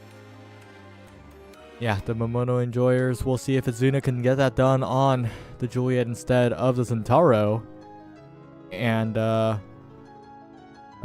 yeah, well, the Fuelheads. You know, I think I got confused a little bit into the draft. Maybe I confused you by confusing myself. But, it's a pretty different draft for the Fuelheads here. And Momono Enjoyers, relatively similar to what worked for them. Yeah, I am not surprised whatsoever by the Kazan pick. I personally, not the biggest fan of Kazan, but that's because he's so doggone swirly. Like, I don't like him because he's good. That's all. It's just a lot, just so much core control, so much redirect potential. Dude's insane in more than one way. Yeah, it really comes down to the individual playmaking a lot of the time, and Up and Down has looked the most confident on the Kazan. So that is very, very important for this team. We'll see how Zenith does on the Aimi. Very different from the Now, but still one of the staple picks of competitive here. And looks like they're taking a bit of a bathroom break. The Fuelheads have played quite a bit today, and they'll have to play a lot more still. There's a lot of game ahead of them to make it to Grands. Yeah, they've been running for a long time already. And right now, if we're going to talk about something, I would say let's talk a little bit about like the Awakenings. You mentioned earlier, we've got built different, we've got Monumentalist. I would not be surprised to see, honestly, most people are just going for like that built different, just for, you know, size is size. Yeah, that is definitely going to be the case for quite a few players here. The Monumental is going to be very, very comfortable for the Atlas, though, on that expanse. And I would not be surprised if everyone else just goes that built different. The bans really were affected, though. The Now being taken away because that Manu is pretty game warping here. Yeah, for sure. Like, it was very clear. Okay, so we're looking here, and Zenith on the Monumentalist, and so is Blank, actually. Blank with, Momentum Boots, Monumentalist. Blank's the one that's a little bit more expected here, and it looks like the game is getting started after that small hiccup. Zenith really could have gone either. Built Different and Manu both very solid on the IME. Neither of them are like game-changing picks on the IME, but they both help. Yeah, for sure. So we're just gonna see how they can kind of like fill out these team changes. Izu already looking very low, so something to watch for if they decide that, you know, like Izu's gonna be on the receiving end of their own medicine from last game. Yeah, if they can coordinate the damage, that is definitely a possibility here. And Izu's taking quite the beating from the Black Hole. A good evade out means that they don't take the Cyber Swipe as well, but that's already a revive having to be used. Well timed from Blank, but that is a little bit concerning, you know, the damage a bit of a factor here. Yep, that's exactly what I was worried about, honestly. They're gonna be trying to outbox Izu, and Juliet's probably gonna be fighting for her life for the majority of this game. Yeah, good snipe from Kurikan, but even better positioning from Mimigo Equations as Kurikan takes a lot of damage as well. The survivability not there for the Momono enjoyers, unfortunately, and that's a barrier take as well. Zenith looking for the dribbles now, top side, trying to find it to Kurikan. Now it goes backwards, up and down, a little bit of an awkward play as Kurikan snipes it in. Yeah, honestly, very good, very impressive. Making full use of that health bar. Best heal is scoring. Yep, and it is a resource after all. Kurikan, though, going to be in a lot of trouble here. The instant kickoff damage from Zenith. That's the power of the IME. And now the Momono enjoyers are immediately on the back foot. Yeah, here's the thing, like, health is a resource, but you can still run out of it if you don't have enough of it. So they're still going to have to be careful, as much as I like to extol that little virtue of theirs. And you can see Zenith already trying to like post up and trying to like scare them, especially with Up and Down backing them. Yeah, and we're seeing a lot of how, I was about to mention how Izzy likes to play around that range, and it's a little bit awkward on the Juliet, but if you get the KO, all is forgiven right now. Pass up to the top side, one barrier taken, looking for two. The Momono enjoyers, they might be down at the point of the barrier count, but they're still looking as confident as ever. Yeah, like it doesn't feel like they're down, and so that can be as worrisome as anything else. So still have to be careful, but it doesn't seem like they're in like an immediate threat. But Kazan, that is actually what I have to say about that. Kazan is Kazan. Yeah, the core control capabilities of Up and Down on this Kazan are such a threat in this open net. Blank expands. Good cyber swipe by Zenith, but it's a little bit off on the angle. And now Zenith on the dribbles. Blank not wasting the strike. Has enough speed with the momentum boots to cover a lot of space here. The back pass now. Top side. The Momono enjoyers not coordinated enough right now. And that puts them a little bit in danger here. No, yeah. Izu kind of like running back and forth, trying to... Clearly not quite certain if like Blank can get to the core or not, it feels like. and trying to like hedge their bets around the midfield a little bit, which, you know, makes sense, but it also means that they're not in position for offense. Yeah, and Kurikan kind of tries to strike it through up and down there. Bit of a bad angle to try and strike where a close form Kazan in. And that means at that point, it was looking pretty hopeful for the Mono Enjoyers. It doesn't end up going their way, but the fact that they extended that for that long is impressive in itself. Yeah, that's positive, as is that very quick KO. Izu said, like, talk to the hand for a little bit. So they need to make something out of this power play, and they do get one barrier. Can they get the second one? Yes, they do. And now Izu's in position. They need to close this one out. Blank, I think, forgets that they don't have the strike shot there. Kind of backs up on the strike and tries to strike shot it, but the Momentum Boots finding quite a bit of value here. Izu finding the strike away from Equal Equations as well. Good angle on that win there, and Mono Enjoyers, it's not looking like completely solid, you know? Like, just like last game, it's not super dominant by either team, but they're still in the lead, and you're always happier if you're in the lead, you know? Yeah, like, at the end of it, you gotta try and just, like, fight how you can, get what you can done, and sometimes, you know, that means fighting close in and getting kind of, like, dirty with it. Yeah, and that's what Kurikan did right there. To flip force out of Equal Equations, the coverage on the piercing shot as well. Perfect flip available. Kurikan, good opportunity, but doesn't choose to use the flip just yet. And now Kurikan gonna get punished for it. You gotta use that flip in those situations. It was a perfect opportunity. And now the Momono Enjoyers, they're the ones who are gonna lose this point most likely as the passing plays come through. You gotta spend that cash.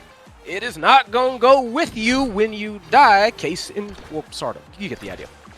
No, you're right. You're right. That's exactly what happened there. And now they're down in the energy economy. They're down in the lack of advantage here. It is evened up, so they're not down, but it feels like they're down, especially after that KO caught off the edge. But Izuna will return that KO as well, prevent the power play from occurring, and now slowly dribbling the core forward to stall out the respawn timer. Yep, quick 2-on-2, always likes to slow things down. And that power play gets inverted very fast. As gotta say, like, they are trading blows here. They are slugging it out. Yeah, but the issue is, when the Momono Enjoyers get a KO, it's a lot more, like, reasonable. When the Momono Enjoyers get KO'd, it kind of feels like they greeted way too hard. Yeah, it kind of feels like they shouldn't have got. They were like out of position, or something happened that they could have prevented. Just like in general, yeah, I can definitely agree with that and see that happen. So it's going to be up to them to kind of like tighten that up and trying to like fix their positioning. I would say that's really kind of been like their doldrums so far early in this early set. I mean, it's about to wrap up. This is a 2-2, but for next set, definitely just they gotta tighten up the positioning. The KOs, they're good. Yeah, the KOs are very good. They seem to not get randomly KO'd here on the power play, need to capitalize. But a good hit away from Equal Equations. The center of Black Hole also keeping the core in the hands of the Fuel Heads, but Equal Equations not quite getting the strike in time, and that's an open net. That's a big opportunity for Izu, who is coming up on a flip here to the top side. Kurikan putting on the pressure, and Izu just needs one more hit, 2 more hits. I lied to get this flip available. 3 more hits, my bad. There we go. And now this flip's available for Izu, looking for the dash punch in, the bounce off the top side right through the firewall sentry. And the Momono Enjoyers will survive a very, very scary first set. That was a lot of bodies and a lot of skills and a lot of everything, and they really just they took hold of that court and they said, "Get in there!" One way or the other, they was pushing it through, but they do get rewarded for it. Rapid fire, that's going to be nice on Estelle. I am looking at either one of those sparks. That's a lot of sparks out at once, and possibly even the recovery drone, honestly. Yeah, it's size after all, and with this many sparks on the board, you kind of feel bad if you have to take one. Of course, Spark of Focus, not going to be bad at all for a blank, especially if that Spark of Strength is picked up. Yeah, and that's definitely a possibility later down the line. So far, though, I think Momono Enjoyer is going to be quite happy. Yeah, I think they're going to be like, I think they're going to feel better about that. I will say that, you know, Mako picking up that extra size, and even, like I said, in a game like this, as bloody as it has been, that even then, that KO insurance isn't gonna be looked at too askance either. I'm gonna be real with you. Yeah, Equal Equations is no stranger to going down because of the crazy offense of the Momono Enjoyers, so that's definitely going to be a solid pickup when they overload the net with the Estelle Beam, with the Dash Punch, with everything there. And once again, Momono Enjoyers, they find the barriers and they're pushing forward towards the goal.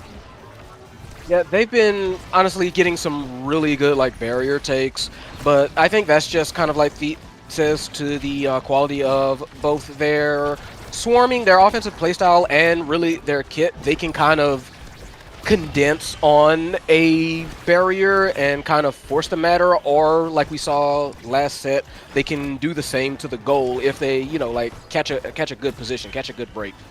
Yeah, now the piercing shot forward, it goes wide, but Izu just waiting for one Dash Punch opportunity here. It goes forward, and Dash Punch strikes true to the top corner.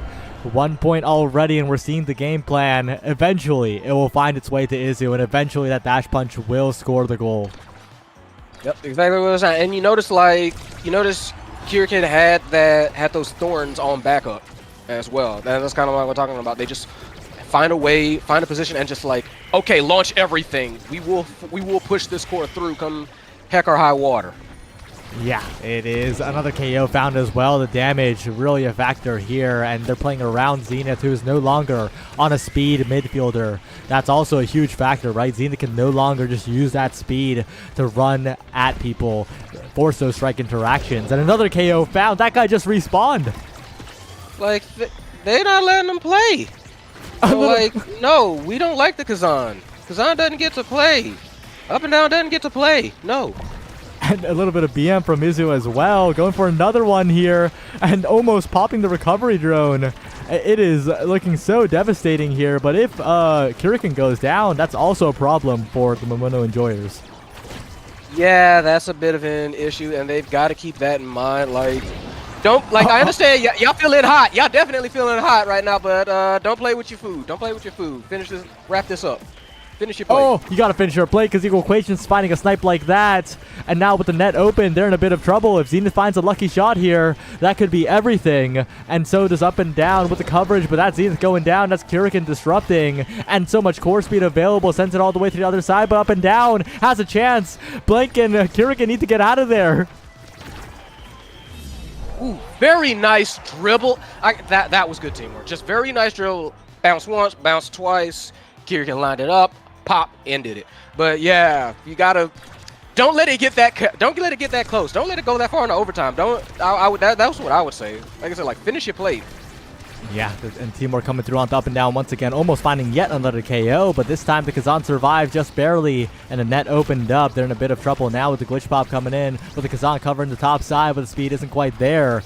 Izu knocking the core out of the strike shot just enough here, and Blank to the top side. Kirikin interrupting once again the glitch pop. Zenith Up and Down, but Izu gets possession, trying to mine away at the ensnared drums and forcing so much pressure onto the barrier. That's a barrier take that's looking for two barriers already. Kirikin keeping possession with the blink and has the flip available, but defended away by Equal Equations this time, and Izu also brought incredibly low. Barely saved it, but saved it they did. Both nets open. Izu looking very dangerously low. Zenith and Kazan, very scary duo in front of your net, and this is honestly their opportunity. Izu down. Yeah, Izu going down is not good. They don't have that stuffing potential here, and Blank and Kirikin are gonna have to flip it out. It looks like the hit stun though before the flip can even be used. Well done by the Fuel Heads to keep themselves in this set. But with flip available on Blank, next set's going to be even harder. Yeah, they're not going to... hopefully they're not going to take that line down. But yeah, just a very, very dangerous duo is like... just those two characters, like Kazan and Aimi, just very scary, which is why one of them goes down very fast. Yeah, the focus was good, and importantly, that's a flip gone as well from Zenith. That is incredibly punishing for the Fuel Heads, and that is amazing for the Momono Enjoyers. The revive also used just in case Kirikin got top spinned off the edge there, and it looks like the Momono Enjoyers are finding quite a good rhythm for themselves. Yeah, definitely. They are still they are keeping things kind of like aggressive. They are keeping things close, and that was a bit of a that was an unfortunate sad boys. But KO is good. They just need to try and find some way to work it out again. Blank moving up. Wow. Yeah, they are feeling hot about themselves. I feel like right now. Yeah, and they should be.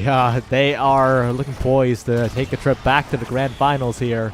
All it takes is one good shot to make a massive lead for themselves. But the glitch pop's good, but it doesn't contact the barrier. A bit of tragedy for the fuel heads as the flip's available for Kurikan. Danger approaches. And if Izu or Kurikan get a good shot, it is looking inevitable.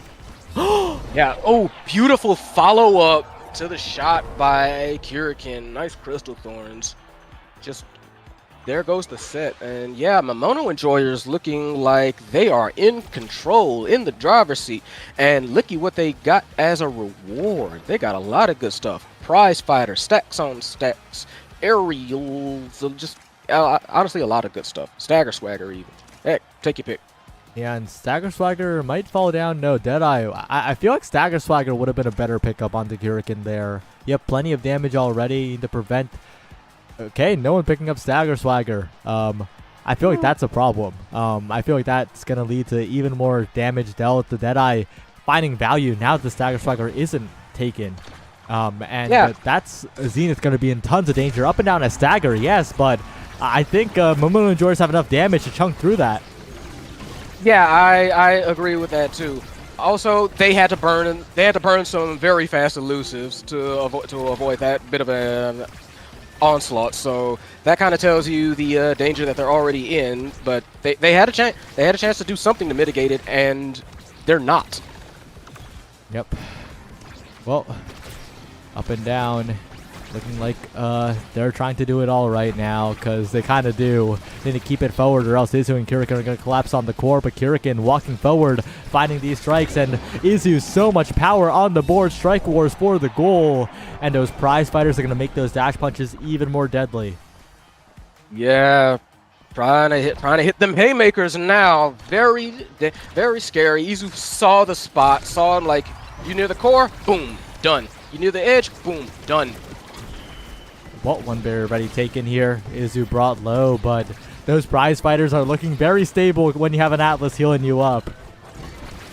Oh yeah, for sure. Like that is definitely going to make Izu a lot more heady, a lot more willing to kind of like go in and take risks, like has already really. And beautiful like avoidance. Nearly got Zenith, but didn't quite work. Yep. Izu and up and down. Trying to fight, but it's Izu coming out on top yet again.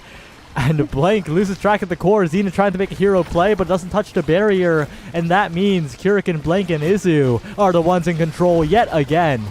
Okay, what was that? Weird back end pass, but okay, whatever. Whatever. It worked out. Just back pass, way to himself, way to the front, and just decided, flip. Okay, sure. 203 power. And one very taken awkwardly. Thankfully not both if you're a Momono Enjoyers fan. And another Sad Boys angle. What? The Sad Boys getting ripped here tonight. It's a little bit awkward, but I think the Fuel Heads need to capitalize now. It's now or never. As awkward as this is, and up and down will secure it before Blank can get the expanse out. Bit of a goofy point there. Yeah, sometimes you bumble into an opportunity, sure, but still an opportunity. Take it. Yeah, this is not looking too great for the Fuel Heads. They need to really find the core control. They need to survive here. And Zenith, no evade available. It means that, okay, gets the evade now, but it is always dangerous when you're against a triple prize fighter stacked Juliet here. Yeah, every shot Juliet throws at you is quite possibly a knockout, almost a knockout blow at this stage.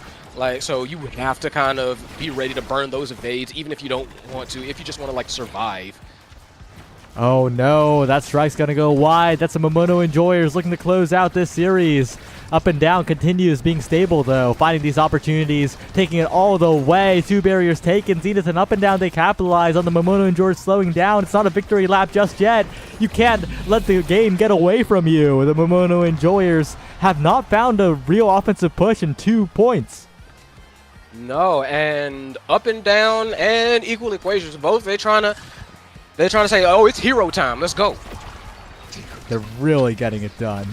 Oh, but there's the dash punch we were waiting for. Izu gets it done yet again. The Insert Drums are good from Equal Equations to slow it down, though, and stall out a little bit of the power play. Izu continuing to walk forwards. Blank strike warring in the midfield. The passing plays now finally coming through, and the layered abilities from Kurikan might mark the end of this game. Blank walking up, sending the core forwards again and again. The Expanse doing so much work, and all it takes is one shot here. One dash punch, one flip. Blank around the world. Izu not ready, but this time it's defense created by Up and Down. The barrier still standing for the Momono and George as Izu gets a 6 KO streak, and the bounce off the center. Up and Down trying to be the hero yet again. Kurikan to the top corner, and once again the Momono Enjoyers, they don't find the goal just yet. The Fuelheads hold on. Oh, that was desperate times, desperate straits, but still scary. You can see Kurikan has a flip available. They are not out of the woods yet, and Izu almost on one too. First flip burnt. Second flip nearly went in. Tried to fake him out. Tried to do a little cross up there. Said, which way am I going? But Equal Equations caught it out. And right now, it's still like Fuelheads still have a shot at this. They do. Blank needs to be so careful. Up and Down has so much agency right now. Blank needs to not flinch a single time. Good defense helped by Kurikan. Izu with the core speed as well. Dangerous spot for all teams here. But a glitch spot by Zenith will continue the game. What happened, Momono Enjoyers? The game slowed down for them way too much. They didn't get anything going in 2 points, and that gave Fuelheads a way back in. It's not over just yet, so they gotta keep that. So they gotta keep it going. And honestly, solid draft, I would say, solid enough draft for all of them. 1-2 punch that was just straight up a deny. I was gonna say like go for missile prop otherwise, but no. 1-2 punch on that Juliet, no. But looking at the draft, I don't think it's that good for the Fuelheads. Like, it's fine. But look at the draft on the side of the Momono Enjoyers. Oh, look at the damage on the Momono Enjoyers. Look at the cooldowns. It is looking nuclear. Oh no, you're right. You're right, because like Estelle with that heavy impact, who's already been making some great snipes, some great shots. Perfect form on Juliet is just horrible. And Missile Prop Atlas, which is, I still think is underrated, but is honestly very good. Yeah, it's underrated to the point where it's overrated at this point. Like, it's so like easy to talk about that it's not even like top 1, but it feels top 1 sometimes. Izu, though, taking a lot of damage here. And the Expanse is good, but Up and Down gets a KO regardless. That's a prize fighter denied completely here. Yeah, that's a reset. And, ooh. Kurikan said, let me pay you back for that, home. Yeah, Estelle also a killing machine at this point. Izu keeping the core contained. That's a quick barrier take off the respawn. That's a quick goal off the respawn. And the Momono Enjoyers, they don't need the KOs. They're nice, though. Yeah, they still nice. Like you said, like, Izu, no prize fighter sex, no, but Estelle says, yo, I'm still a sniper. I'm still a sniper. And the Awakenings are looking quite ridiculous here, I think. Oh, but we saw a bit of a misposition there as well. Izu with the dribbles now, trying to change the fate here, trying to turn this point around, but now it's actually the Fuelheads who are in control, fighting the strike from the midfield line, and the game's evened up in this set at least. Yeah, it's like you were wondering earlier, and now I gotta say it. I feel like what happened, Momono Enjoyers let off the gas. They kind of They thought it was wraps. They thought it was done, and it wasn't. But that was a raw Estelle primary. That was nothing else. That was just Kurikan sniping Zenith from a million miles away. And that KO comes through. The power play comes through. And the Momono Enjoyers, when there's a power play to take the barriers, they're looking for the goal now. But again, they got to score the goal. They can't let up on the gas. Azuna in position. Flipped away by Equal Equations. Good angle and 2 barriers taken by Up and Down. Perfectly angled. off of the edge, and now Kurikan and Izuna, they cannot let up, and they do not let up with that dash punch. No, very, very, very nice timing. Just, and in such a stressful situation, because Izu was getting like bombarded, like almost on all sides. So good on them for having like the patience to recognize, okay, that's my spot. Yeah, but now Blink needs to be careful here because the barriers are not looking long for this world. Kurikan is looking incredibly low here. Good elusive to avoid the brunt of the damage. But the Firewall Sentry is also going to do a lot of work. Kurikan almost taken away.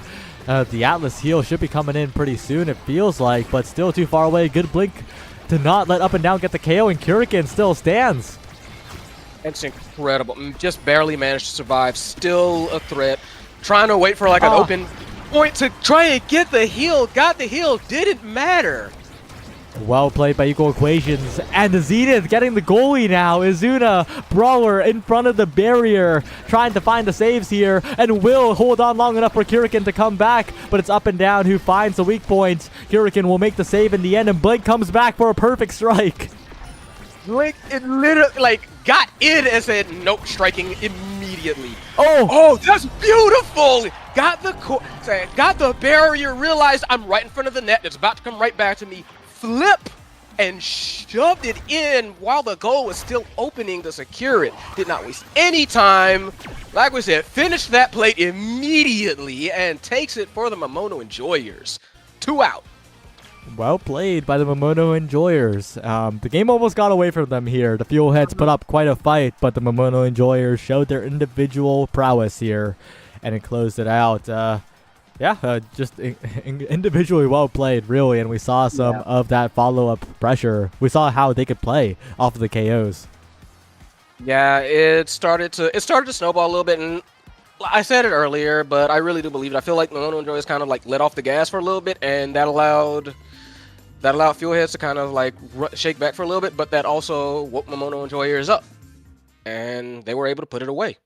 I mean, just great KOs, honestly, great saves on their part as well too. Did some very nice defense on the part of Blank. It was just it all came together. Yeah, and shout out to Fuelheads too. Making third place is still quite impressive. They took down FP Obsidian, who also looked pretty good. That match was very close.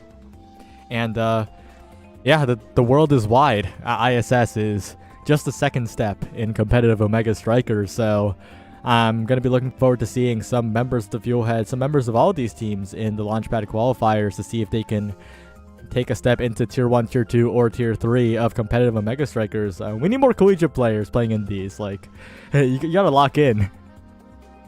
Yeah, for sure. And yeah, just very good luck to all of them in the future. It's still a long road, but it's going to be a fun one. Yeah, but one last showdown remains. Moon Warlords versus Momono Enjoyers to decide who is the champion of Season 2 of the Intermediate Strikers series. We'll be right back, and don't go anywhere.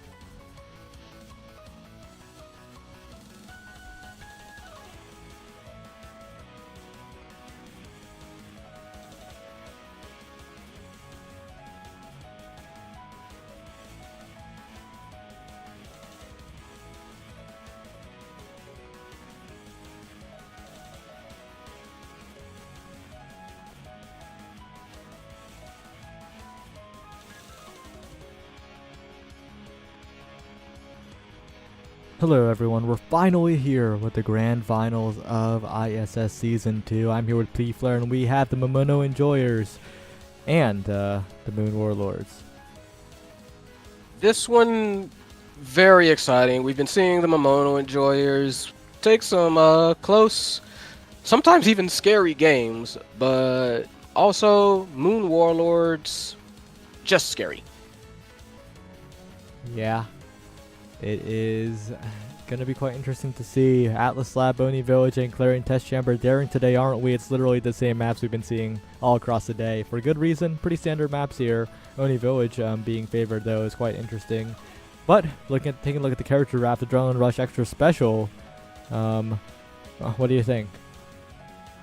I expect a lot of I expect a lot of ad rush on Momono Enjoyer side, just because what we've been seeing out of them and what's been working. I feel like ad rush kind of helps their aggressive game plan a little bit more. I am not 100% certain what we'll be seeing out of Moon Warlords. I feel like probably like a mix. Yeah, we will have to see how it goes in this game. Moon Warlords have been looking dominant throughout the group stage and throughout bracket so far. They took a 2-0 over Momono Enjoyers earlier. We'll see if they can replicate that performance yet again. Momono Enjoyers actually beat Moon Warlords in the group stage, so they could do it. Yeah, it's not going to be like, it's not necessarily going to be a run back of anything. It's not going to be like a repeat, I should say. But both sides want to prove, like, you know, like they're the ones, you know what I mean? Yep. They're going to be, I think they're going to be scrapping on this one, especially looking at what each side is bringing to the table. We got X, i.e. Atlas on one side, and we got the Estelle as always on Kurikan, Blank on Asher, and Izu picked up that Zen again. So, I was wrong. A lot of extra special. We're gonna be slinging them out today. Yeah, Drone Rush is just pretty inconsistent, so I think that's why they opted for the extra special instead. Brickbat, of course, on the Ivy is going to make good use of the extra special for the Firewall Sentry. Izu as well, if you manage to get Perfect Form and /or Heavy Impact, the special becomes a big source of cooldown reduction. You know what? That makes a ton of sense. So let's see how that works out for both sides. That is not a great start for the Momono, but we'll see. Yep, well, so far, the Moon Warlords playing as expected, right? They're all about that coordination. They're all about finding those passing plays. A passing play up to Nikki Middle and around Blank will score the first goal of this series. And yeah, Blank just a little bit too out of position to kind of reach that one. Just kind of has to walk it back and watch it in. But let's try and not have that again happen, shall we?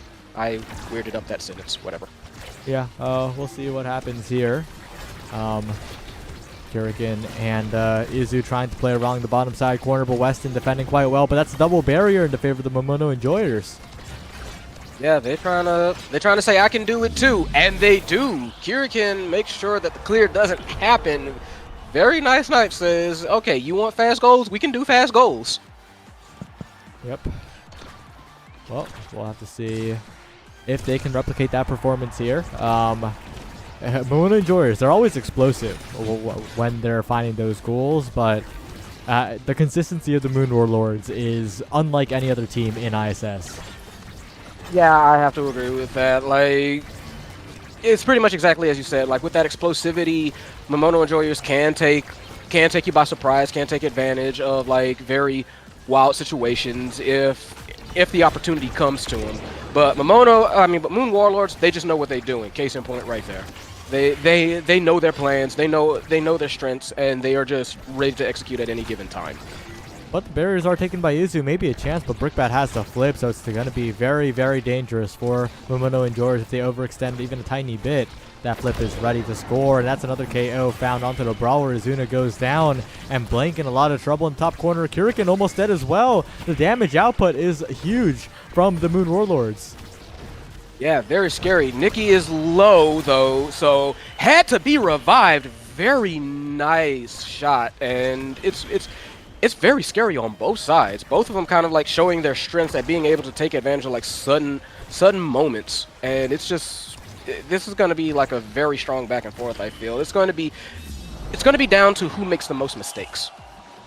Yeah, and I think the team that's more consistent has an advantage in that case. The Moon Warlord scoring another goal, but finding stability in a little bit of that chaos that the Momono Enjoyers are trying to create.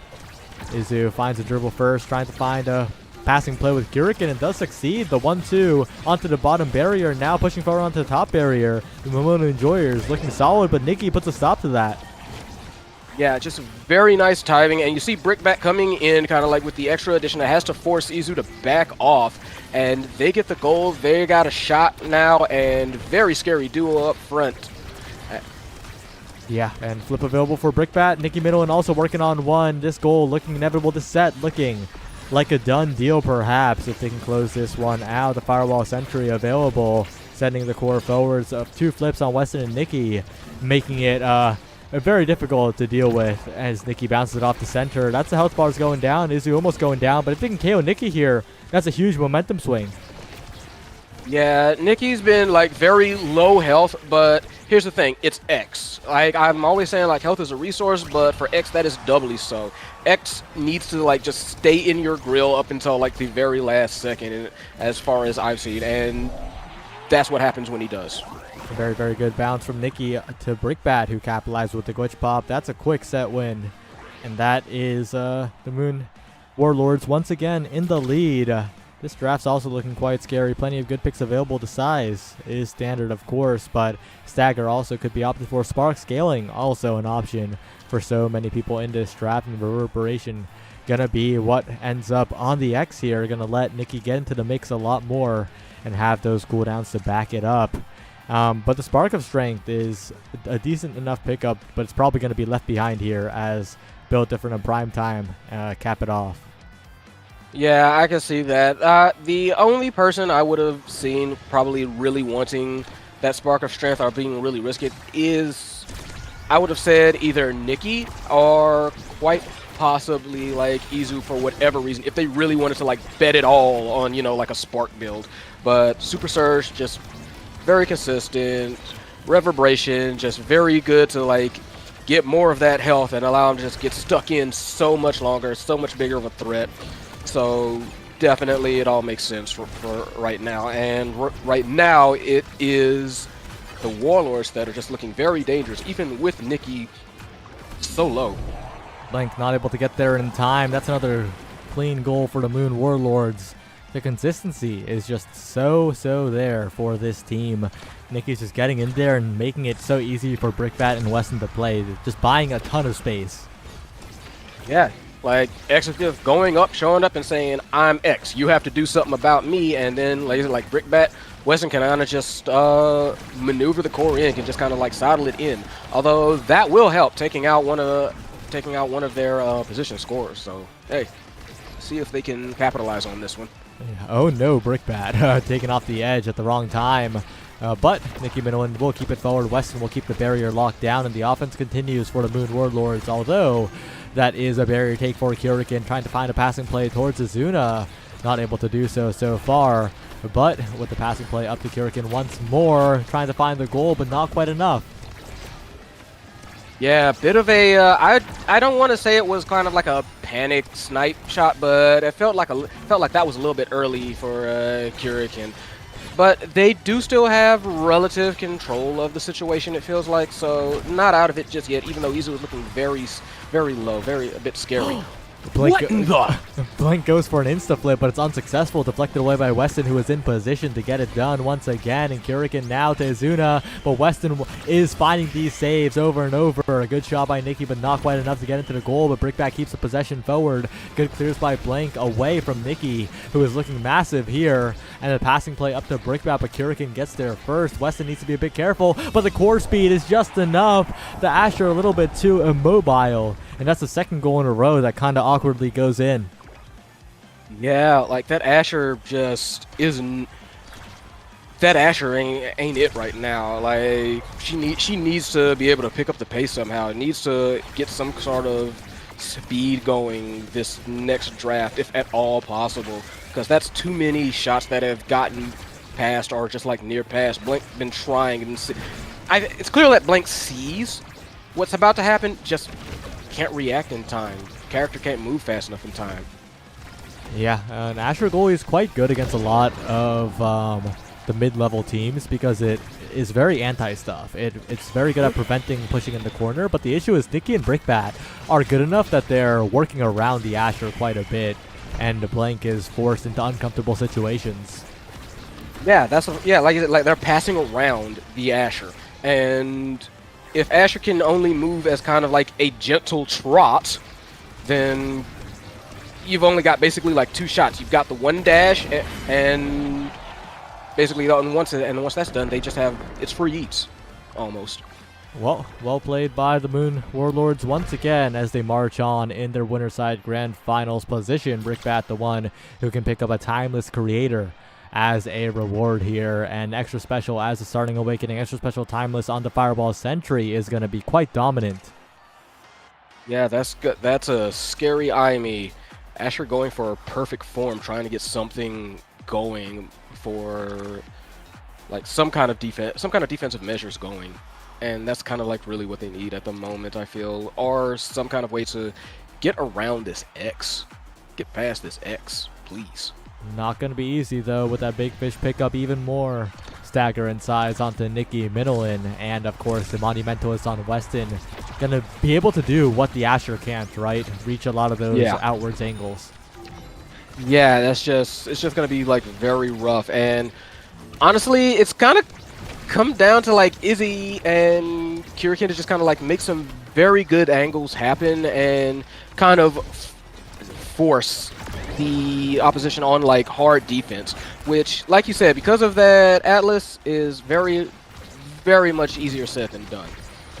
Definitely not easy as Izu gets in position but gets the wrong side of the Oni's blade on the core. Still pushing forward, still flip available. The Expanse, though, will take out the Zentaro. And, well, we've seen that enough times by now. It used to be goofy, but now it's just unfortunate. Yeah, now it's just sad. And it's like, golly. What do you do about this? That's a big old let.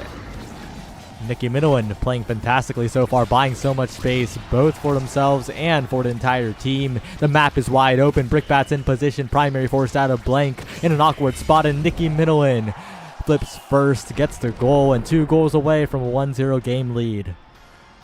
This is looking like a rough one. Brickbat has been doing very good with the positioning and being able to kind of like set a lot of this offense up, really. So just firing on all cylinders as usual is Moon Warlords. Case in point, another one goes down, and this train keeps rolling. Yep, up to Brickbat it goes. Brickbat now finding the dribbles around the Cyber Swipe to try and close it out. A good clear by Blank to keep it going for a little while longer, and Weston keeps the core contained. Nikki with the dribbles. Brickbat backing it up once again. Pass up to the top side, perhaps the Firewall Sentry on the bottom. And Blank and Kurikan, they just have no room to play. I don't know. They kind of like had to stop and try and like. They kind of had to try and figure something out in real time. And there you go again. Just a very good pass, very good shot, and Blank just can't reach it in time.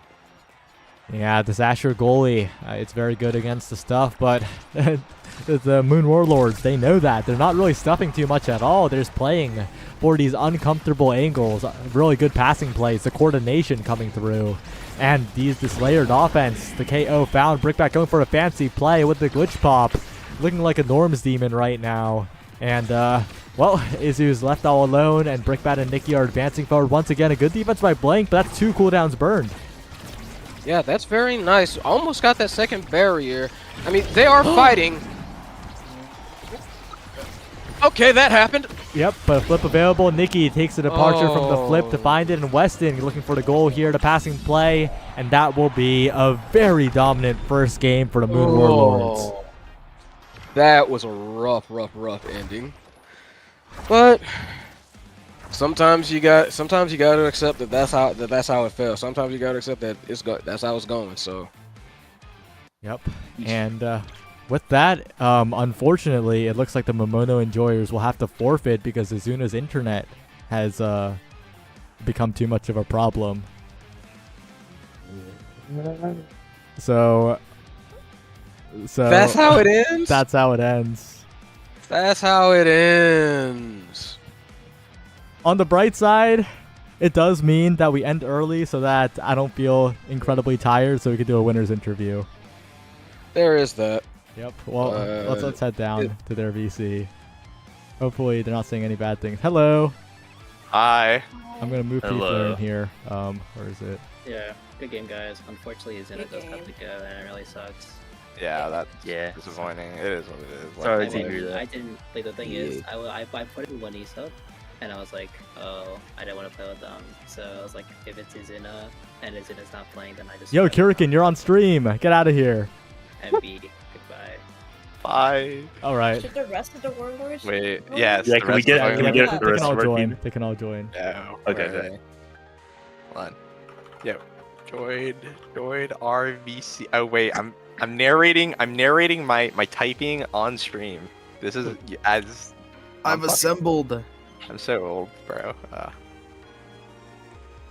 All right. Well, you have conquered the Intermediate Striker Series. How do you feel? I'm feeling pretty good. I mean, it felt good to win. I knew I was graduating, and since I'm an admin, this is the end of the line for me competitively. It felt good to go on a good note. Obviously, shout out to fucking everyone on my team. We had a fucking killer roster. Shout out to Victory Bacon, who couldn't make it today, but did a fuck ton of work in getting us here in the first place. So overall, it's a good last stop for old Brickbat. You know what I mean?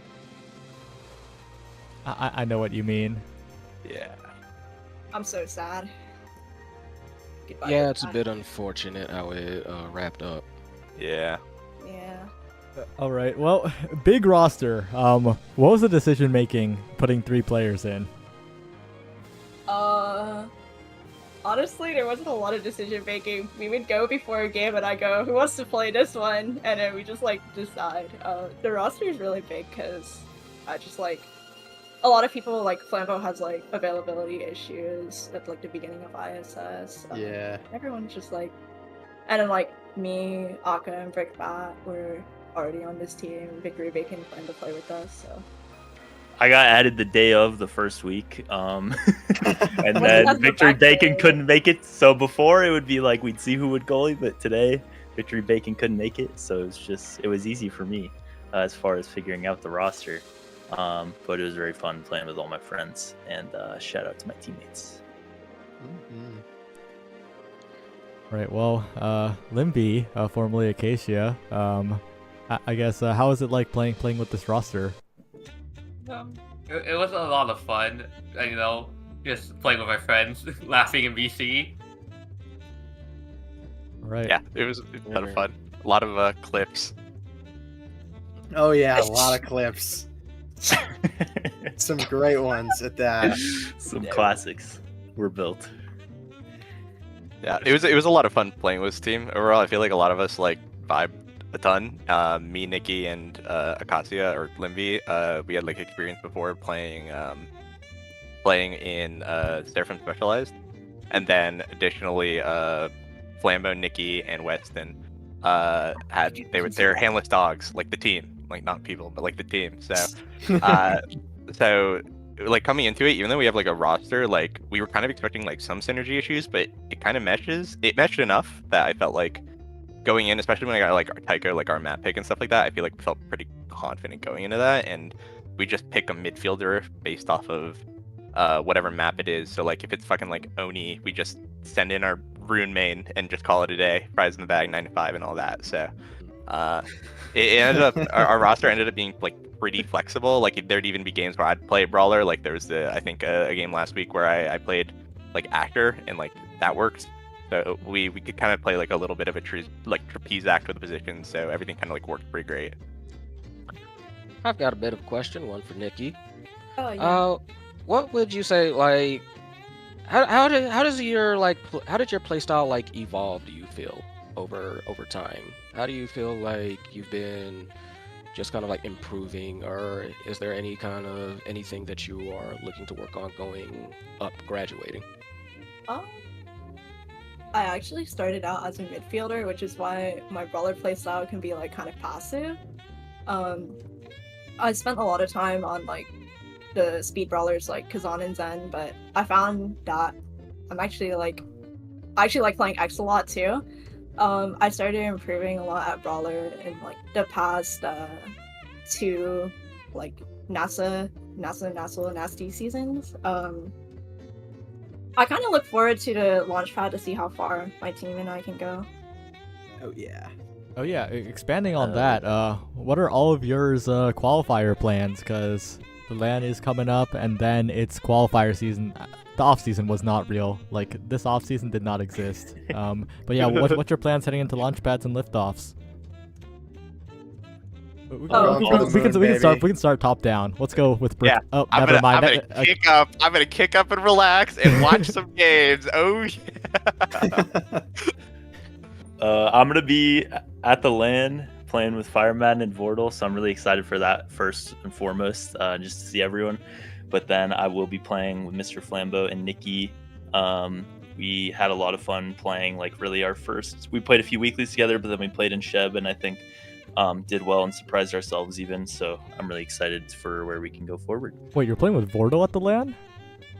Vortal and Fireman. Vortal, like the guy that got second place at the Bite Breakers tournament? That's him. That's Holy, him. What? That's crazy. Yeah.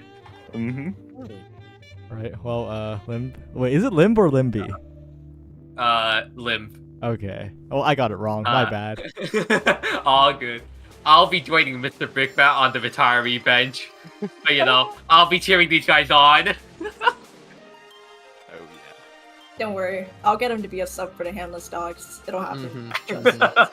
I'll be forced to play. Oh, Mr. Flambeau. Yeah, I mean, gonna be kicking it back with the handless dogs. We're gonna be going for the moon, baby. Going for the moon.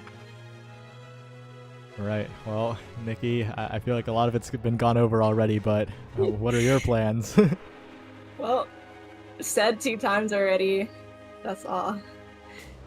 Yeah. Yo, wait, before we go, hold on. You guys gotta this emote, you could put it in Twitch chat. This is where we got our name from. It's Moon Scene or Rice Scene. It's a rice scene, and we were like, what is the most man in lotus position, lotus flower Shinto shrine emote we could find? We found that one. We're like, wow, this is the greatest fucking image ever. And now you can just put it in. Whenever you feel like it's too intense, you need to take a breather. You feel like you're disconnected from what brought you here, your roots. You think of a calm moon next to some rice weeds, and you're back. Right. That's where we got our name from.